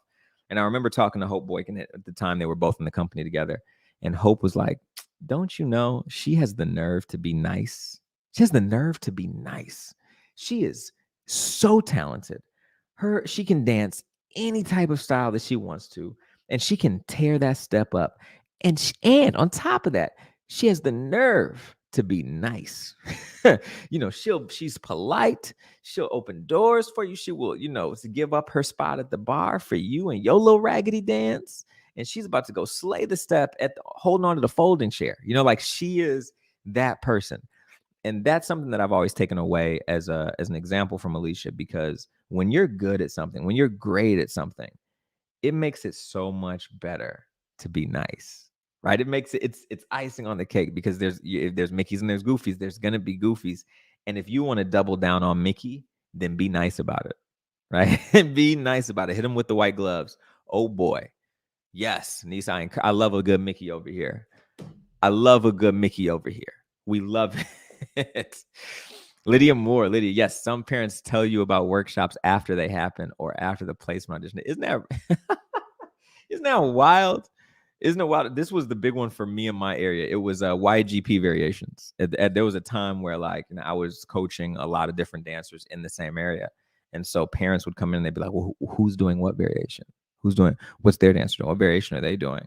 And then I would hear them in the hallways talking to each other, and they'd be like, oh, well, we haven't decided what variation we're doing. And I'm thinking to myself, I've been rehearsing the same variation for the last 5 weeks. I hope we've decided. Are you just not saying anything? It's so weird. People stop being people because it gets so competitive, and they start just, it's like pandemic time all the time. Like, I have to hoard my information. I have to look out for my family, and I can't help you. And that is super unfortunate, because the very purpose of art is to help others. And you cannot be a great artist without being a great person. So the role of competition, make sure that it's in check at your local dance studio. Make sure that your teachers are encouraging healthy competition, or else you can find yourself in a rough spot. Let's keep this thing moving. This is one of my favorites because I have this shirt. You might see it on some of my videos or some of my pictures. It says hard work over hype. This generation has a different challenge with social media, with television, with fame for dance, where it is so you think you can dance really changed everything about the dance landscape. My saying is hard work over hype, but one of the things that ends up happening is hype over hard work. Another way is promise over process over promise, right? People want to be famous so bad now, especially dancers who don't know that they're doing it right because no one's given them clear information. The only way to feel like you're doing something right is perceivably to have a large following, right? That's just what it is. If I have hundreds of thousands of followers on such and such, then I must be doing something right? Because I don't know, so I must be doing something right. And that's just not true, right? Like, I've coached dancers who have millions of followers. I've coached dancers who have thousands, who have hundreds. And, at the end of the day, no one knows, right? So people want the recognition, the affirmation. This is not just in dance, but if you look at Instagram, this is kind of what I see as a coach most of the time that represents this hype over hard work. I'll meet a family whose dancer has, hundreds of thousands or a lot, whatever to them means a lot of followers on social media, whatever that means to them. To some families, it's hundreds of thousands. If you're around people who have hundreds of thousands, then it means millions. If you're not around that, it might mean thousands, it might mean hundreds. And to them, they think that it's special, right? And so they They lead with that. They're like, this is their social media. This is who they are. This is the dancers who don't have large social media followings never send me their social media. It's only the dancers that do. And so they send me that first, and then I see all these beautiful pictures, and it's like, oh, I understand why they're so popular. They look beautiful. They're stunning. I'm really excited to work with them, and I get so excited. This was before I would get so excited to work with somebody because of how they looked on their social media, and then they would get in the room and they couldn't do any of that stuff that they could do taking a picture, right? Like they really didn't even look that way. Maybe the photographer coached them, or it was just a snap of a bigger movement that didn't actually look that good. But they had gotten so good at the hype. They knew how to fake it just right. And that only works so far until you're in the room with people who can do it for real. That only works so far. So the idea there is for folks who are focused on the promise, the results, the performance, the competition, the thing, and kids that never learn how to fall in love with their training, how to fall in love with the studio every day, how to fall in love with their own body, with their legs, with their arms, with the way that their head rolls, their body as an instrument. If they never learn how to fall in love with the work, they will never be capable of doing the work, and they'll always be looking for the affirmation without the work. They'll be looking for the applause, the roses being thrown on the stage without having put in the time to deserve that thing, right? And when it doesn't come back to them, they'll feel a certain kind of way about it. It'll create insecurity, it'll create jealousy, it'll create all these little weird things, right? So this is another example that I think is perfect. I use Juilliard a lot because it's a name that everybody knows. It doesn't mean it's a better school than other schools. It's just the name that everyone knows. So let's say that your dream is Juilliard, right? If you are doing the work to get into to make it into Juilliard, to be accepted, then when you get into Juilliard, a place where they work hard, you will fit right in. Most dancers, they don't want to do the work of Juilliard, like that level of work. They want to do the comfortable work. Like they want to take the pictures and look like they're doing the work. They want to be at all the workshops and look like they're doing the work. They want to be the person on stage and look like they're doing the work, but they don't want to fall in love with the work, right? If you find a way to finesse your way into Juilliard, you won't fit in. You won't even like it because it's hard work. So it's the most ironic situation. I've seen it happen a lot to dancers. They go into, especially with college, they go into a college program and they love the pictures, they love the likes on social media, they love the comments they get. Congratulations, that clap, that hand clap. They love getting 10 of those in a comment. Like that feels great. But then they get to the school and it's hard work and it's not as cute as they thought it was.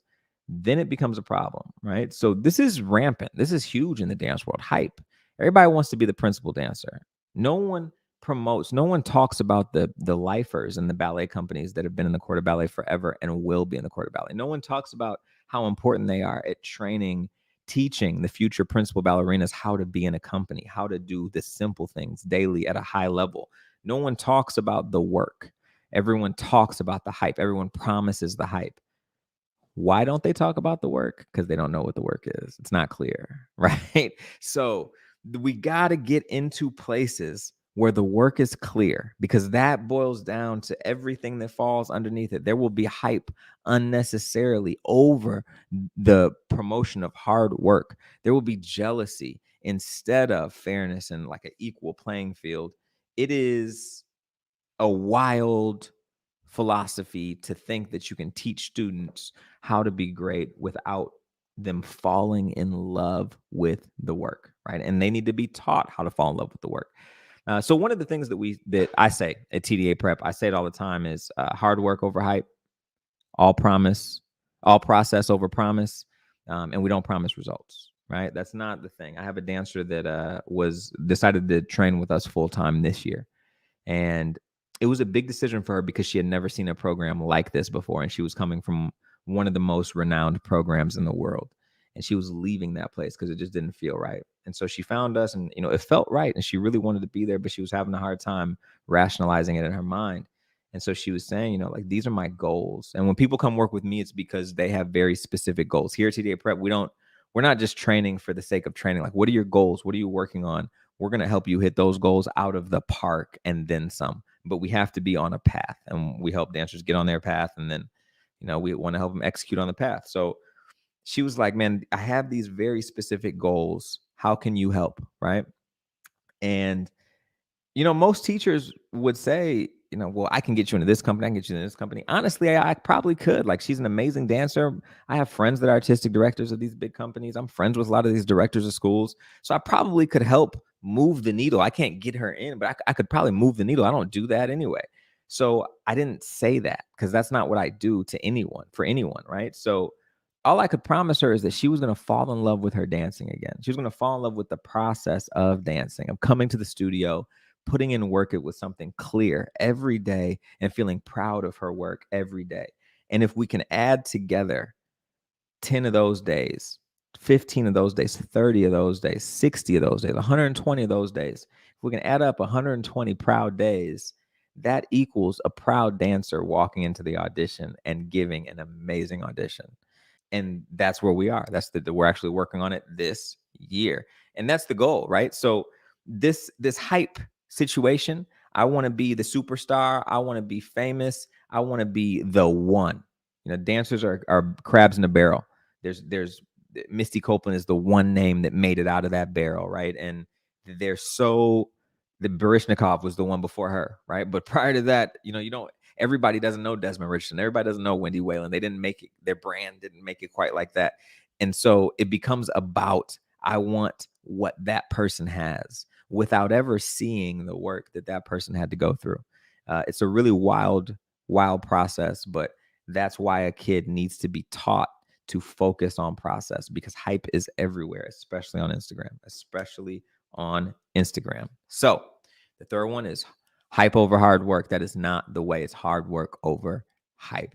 Let's see what's in the chat. We have Carla. Carla says, are teachers and studios learning about hypermobility issues some dancers seem to have? Some competitions, teachers seem to be valuing tricks and contortionist type moves more than actual dance. Carla, you hit it on the head. That is exact. So it's weird because it changes with every generation. So with my generation, the move when I was in college was that knee drop, that one knee, like, whoom, where you drop to one knee and then the other leg shoots out and you, whoom, right? And you just drop to your knee. And I remember seeing somebody do that at Ailey, when, like, the first person at Ailey who could do that. And I was like, man, I ain't never doing that, bro. No one, don't ever choreograph that. My knees, it's just not happening, right? And no, to answer your question, no. Teachers, directors, studio owners, they don't go do the PT work. They don't go take those classes on mobility. They don't go even take the very simple basic anatomy classes that are offered to college students at great BFAs. They don't have that information. They're just looking at what looks really good on stage. They're not even thinking about a dancer's long-term effects. There are dance teachers that put dancers on point too early. There are dance teachers that put dancers doing things like these knee drops and weird positions without teaching stretching, strengthening, and flexibility to support these muscle activities that they're asking their muscles to do. It's so really, they're just looking for what looks good, right? And that is a big part of the hype. It's the lack of information. If you want to get flexible, there's a way to get flexible, and it's not sexy. It is not. It is hard. But if you want that, and you want to be able to walk, and you want to be able to dance, you want to be able to get up in the morning and not have to ice your knees for 45 minutes, then you probably should learn the hard way, because that's how you're going to get this. But no, they don't. It's a real thing that parents and students need to be on top of for themselves. If something doesn't feel right for your body, if you're watching something that seems extreme, there's no problem saying, I don't want to do it. I'm not going to do that. You are going to have to deal with the consequences. You might be removed from the piece. You might be whatever, but I promise no one's going to care about that piece in 2 years. And if you can't walk, if you have knee issues now for the rest of your life, it's not worth it. So, it's a big one. It's definitely worth it to keep an eye on some of the things, some of the tricks, some of the things that are happening in this competition landscape, because it's not based on your dancer's health and long-term well-being. It is purely based on what looks great and what's going to help us get that triple platinum. You know what it is, Carla? All right. I feel IG is giving a false reality of what dance truly means. Pretty pictures and tons of likes is the new wave now. It sure is. That is the wave, man. And it's wild. I can tell you as a coach that most of those dancers who are posting pictures can't do that stuff in real life. They can't do it and move across the dance floor and look like that. They just don't have the control. They don't have the information, the clarity. It's wild. Also, though, there's a double-edged sword to this. Like this, I work with dancers that have big brands. Like I don't, in 10 years, when there's millions of people watching it, they're going to come back to this video and be like, Preston said. No, I work with dancers that have big brands. I do. And there's a double-edged sword to that, because for some dancers, there are dancers out there who have bigger brands than dance companies en masse. Like some people who have millions of followers on social media.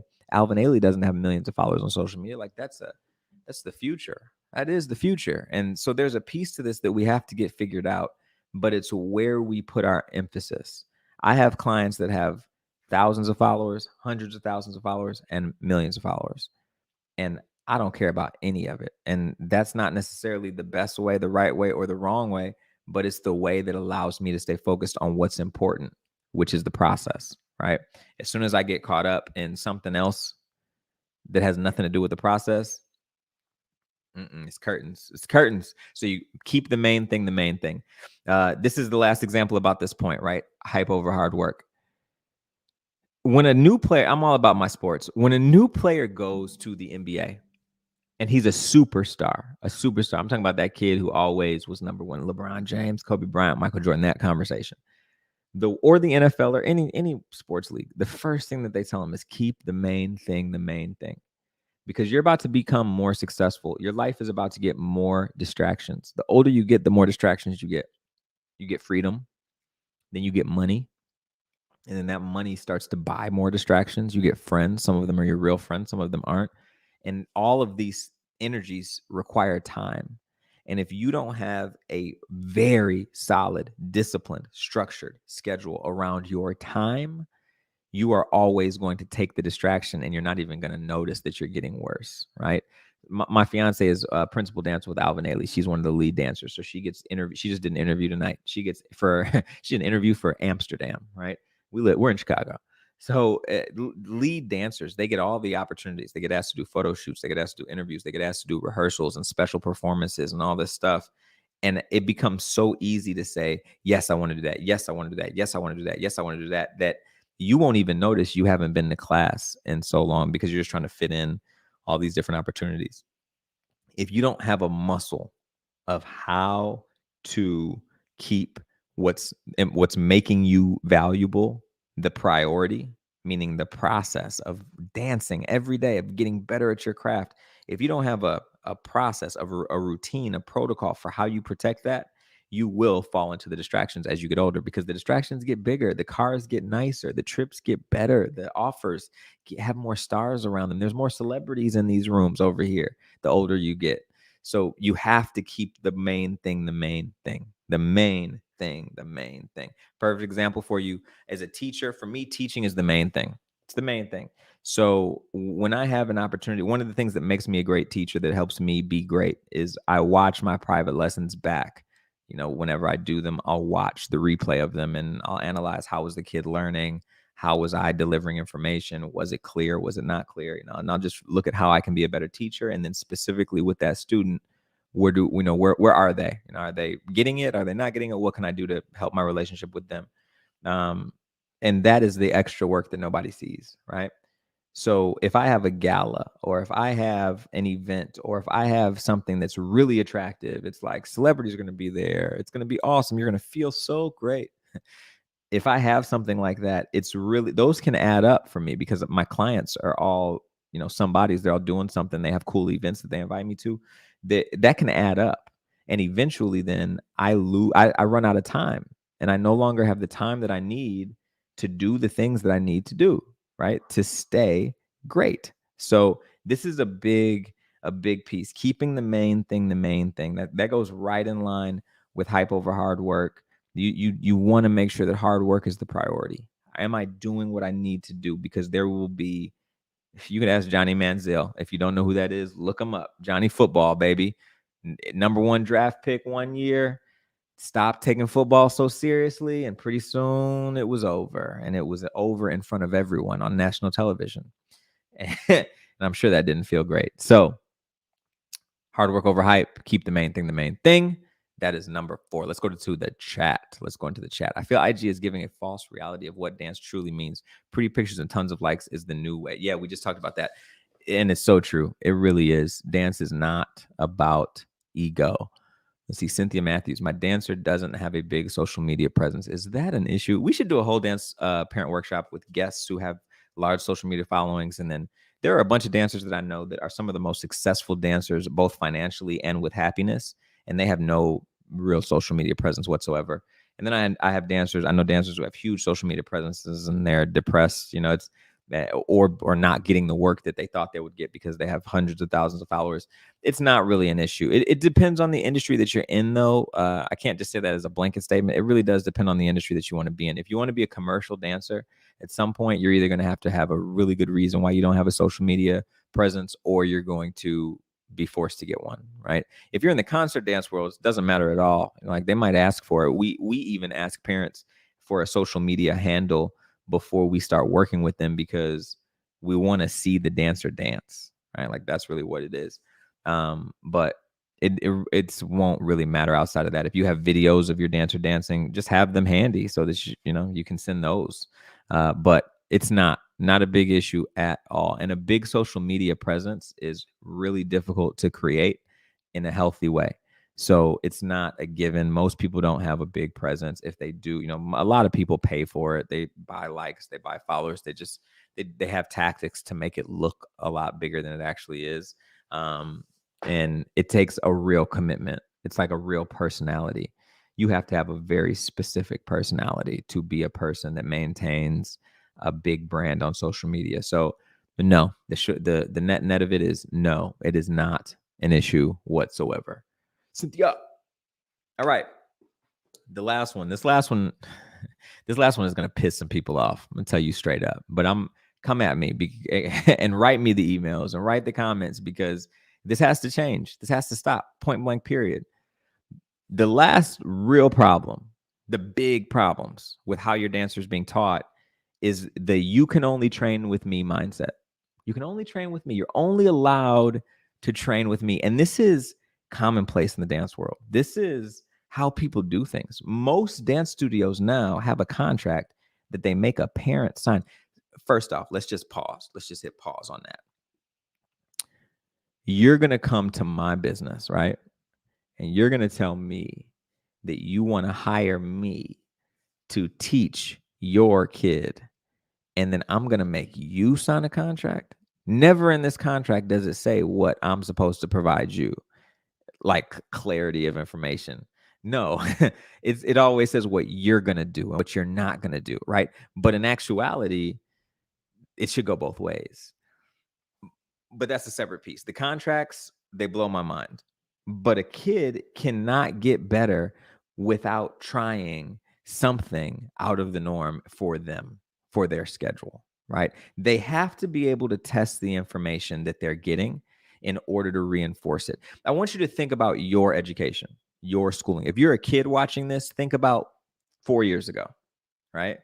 And what grade you were in. If you're an adult, think about, the grade that you can remember. Think about any of them. Think about sophomore year of high school, right? What do you remember from that? You don't know. You can't draw specifics. That's just not how it works. You just can't draw specifics from what a teacher taught you. There's an awareness that I have about being a teacher that I don't get to decide what my students remember and what they don't remember.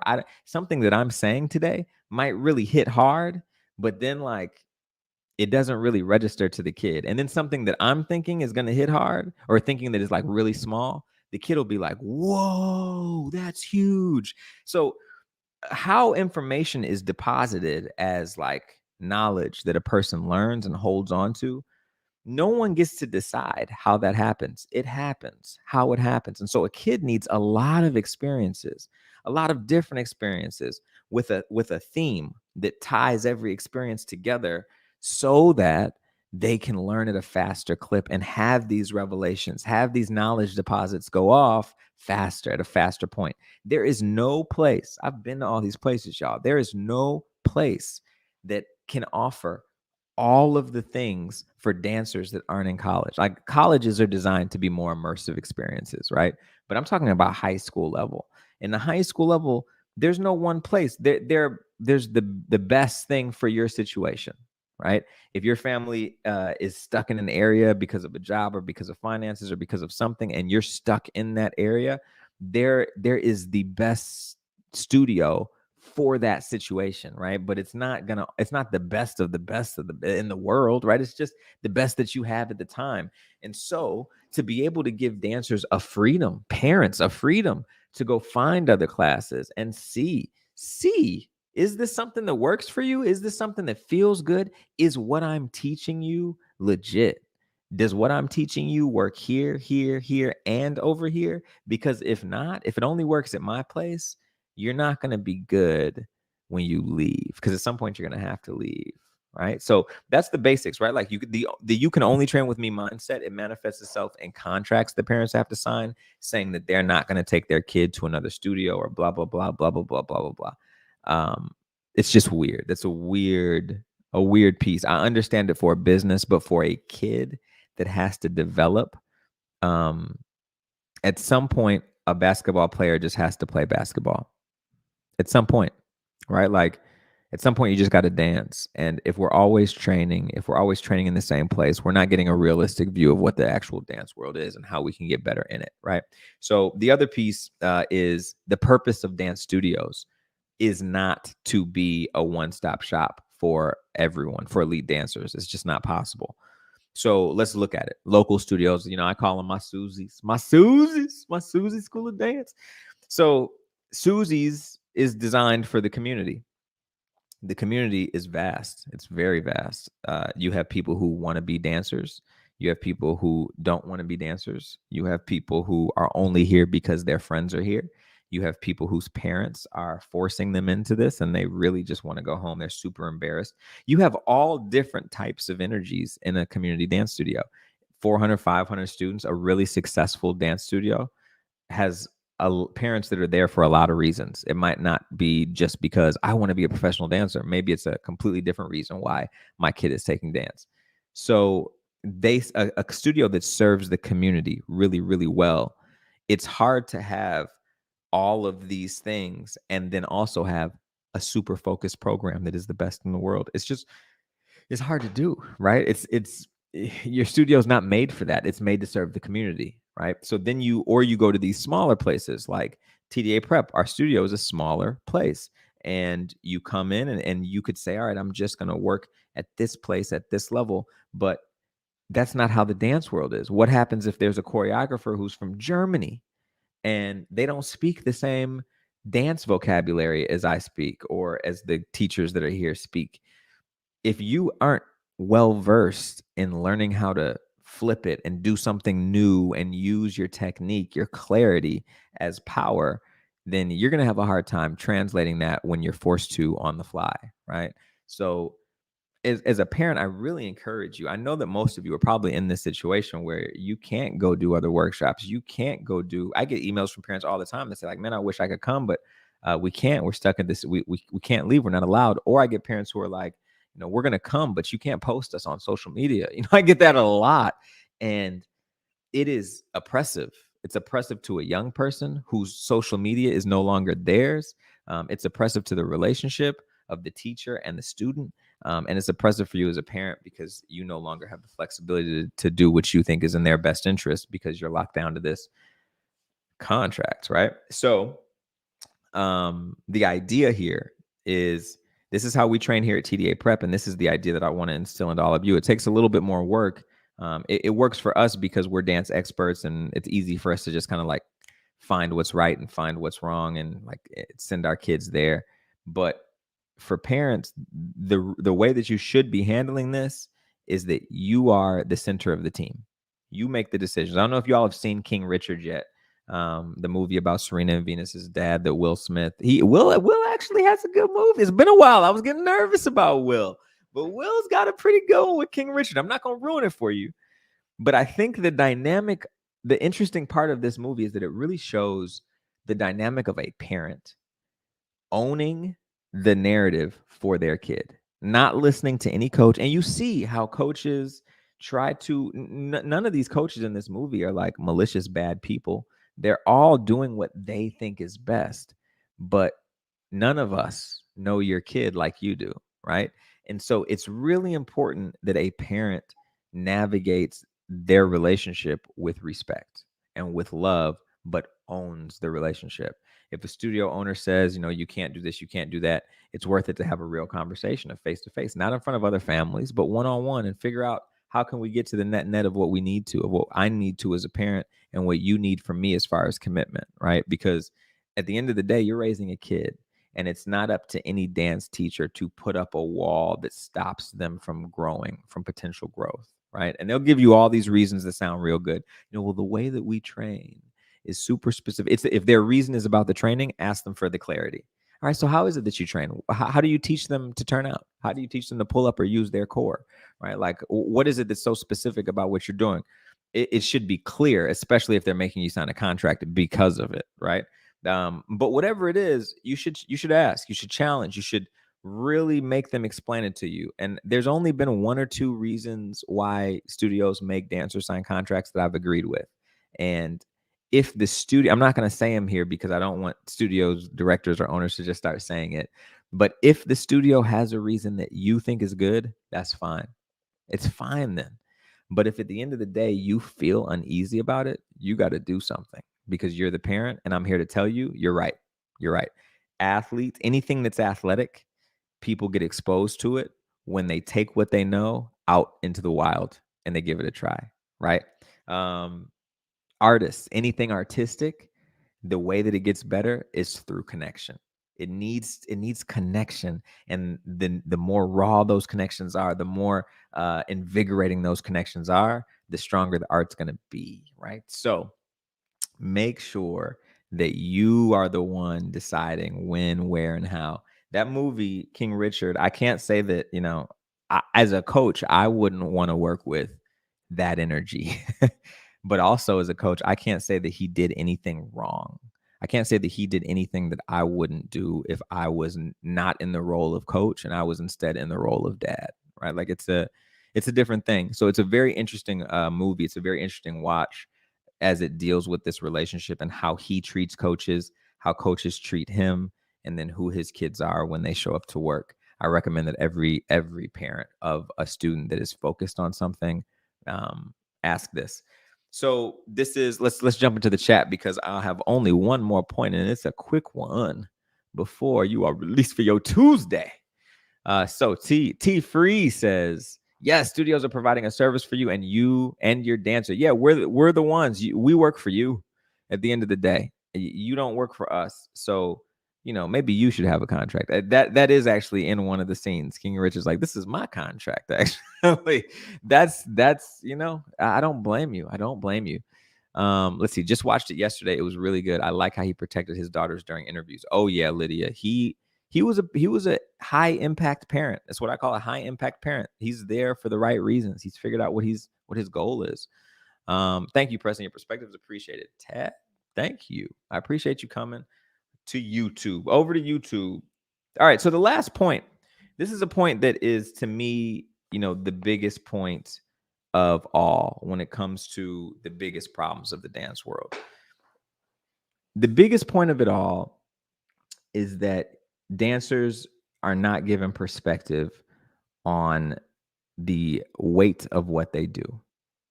What we do is a service. It's a service to the world. It is not it's sold as a flashy, look at me, look at how high my leg goes, look at how many times I pirouette. It's sold as that. But dance, when it's its most powerful, is about human connection.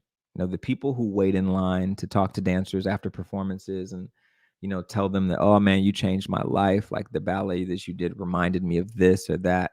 That's human connection. That's healing. That's work. That's human work. That's the work of being a human.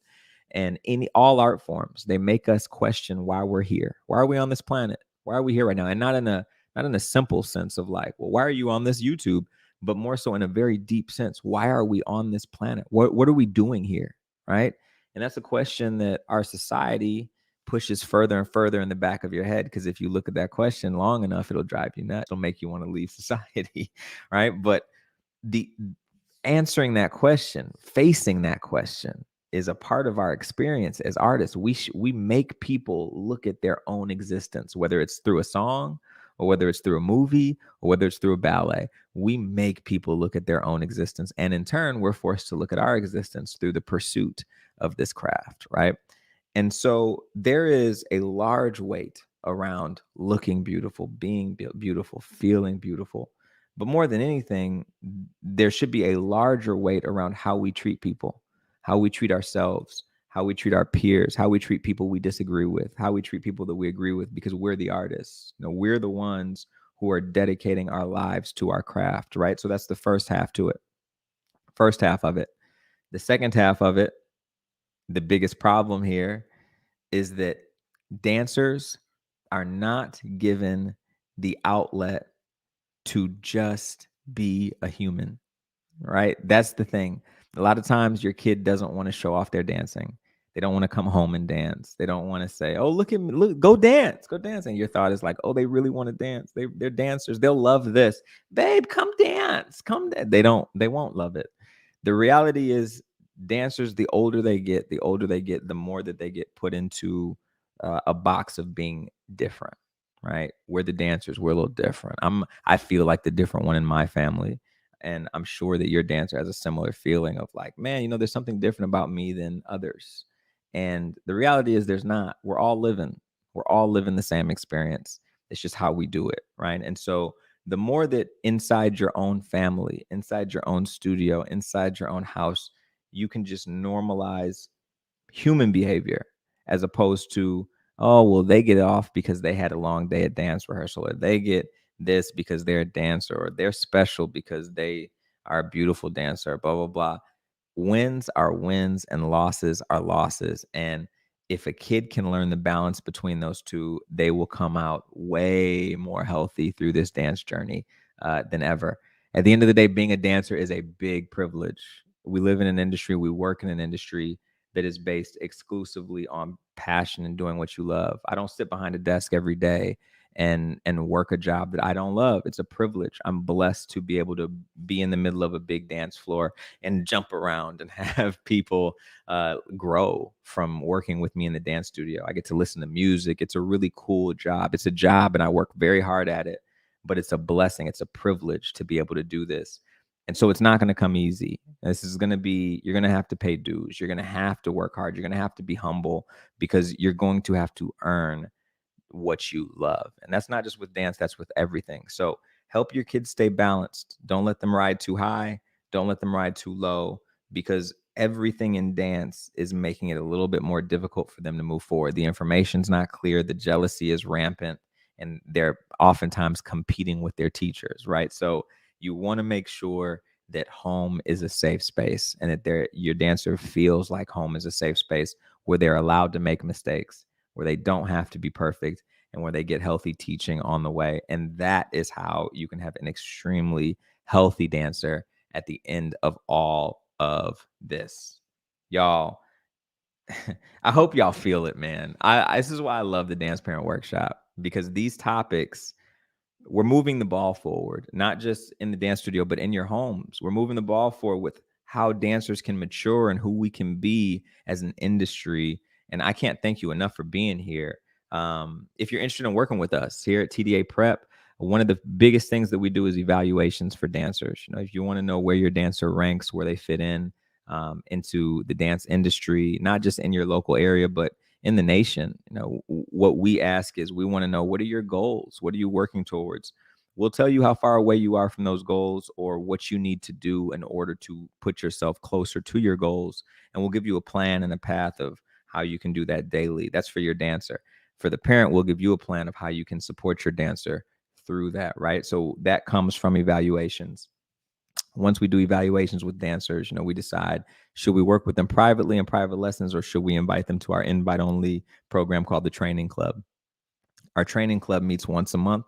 Dancers from all over the country are invited to the studio. We call it the shed, to the shed, to come train and bust your butt and take classes in ballet, Graham, Horton. We're going to have professional workshops, and we do choreography, and sometimes professional dancers are here. It's a great opportunity for us to put students and professionals together, right? I said it to you before. I'll give the 9-year-old notes. I'll give the 11-year-old notes. I'll give the 15-year-old notes. Everybody's getting notes. I got something for everybody, but it's going to be clear and it's going to be equally spread out, so that everybody feels that they can bring what they need to be the best version of themselves, not just at our studio, but when they leave and they go home and they go to other dance studios too. So if you'd love to work with us, we'd love to work with you. We're here for not only your dancer, but for you as well, the dance parents. You can go to our website, which is tdaprep.com, and see our different programs. If you're interested in working with us, you can email Heath. That is Heath. I'm actually going to write it in the chat. Heath at tdaprep.com. He is our school administrator. And he has all the answers about all the programs. Even if you don't know how you want to work with us, but you just know that you want to work with us, you can always just shoot him an email, and he'll get back to you and tell you the ways and how we can get started and what that looks like. But y'all, I can't thank you enough, man. The fact that you all show up on YouTube, whether you're watching it live or whether you're watching this as a recording in the future, I really appreciate you, because what we're doing here is trying to create healthy families and happy dancers and a very high quality of life for people who have chosen something beautiful as the art form of dance, right? So thank you for coming tonight. We are building this thing. We are growing this thing. Tell your friends. We are different over here. It's a little different, y'all. It's a little different over here. It's straight talk, like I said. This will be available on YouTube, so send them the link. Let them watch the replay. Let them see. We will be back in 2 weeks. We're taking this Thanksgiving week off. Next week, it's gala season. My baby, the fiance Queen Green. Alvin Ailey's having their opening night, and so I'm going to be with her in New York at her opening night, supporting her and rooting her on. So we will be back the week after that for the next Dance Parent Workshop, where we are talking some pretty intense stuff. I had this conversation with some college students and across colleges across the country. And honestly, on social media, I get into it with somebody in my DMs over this topic, usually once a week. And it's the difference between ballet and technique. What is the difference? Ballet is not technique. It's just not. Technique is not ballet. But ballet is the class that you take to strengthen your technique. So we're going to talk about the differences between what it is and why it gets misunderstood. And that's going to be a huge day. We're coming back with guests. We're coming back with different segments. The Dance Parent Workshop is growing constantly. And it's because it means a lot to me that 13 of you would still be on right now, hoping, just grabbing on to any information that I might have so that you can help build a happier, healthier dancer. So thank you all. I see you in the chat. Nisa, thank you. Tiana, Cynthia, Carla, all of you on this call. I really appreciate you. This is TDA Prep. This is the Dance Parent Workshop, and I will see you next 2 weeks. Have a happy Thanksgiving, y'all.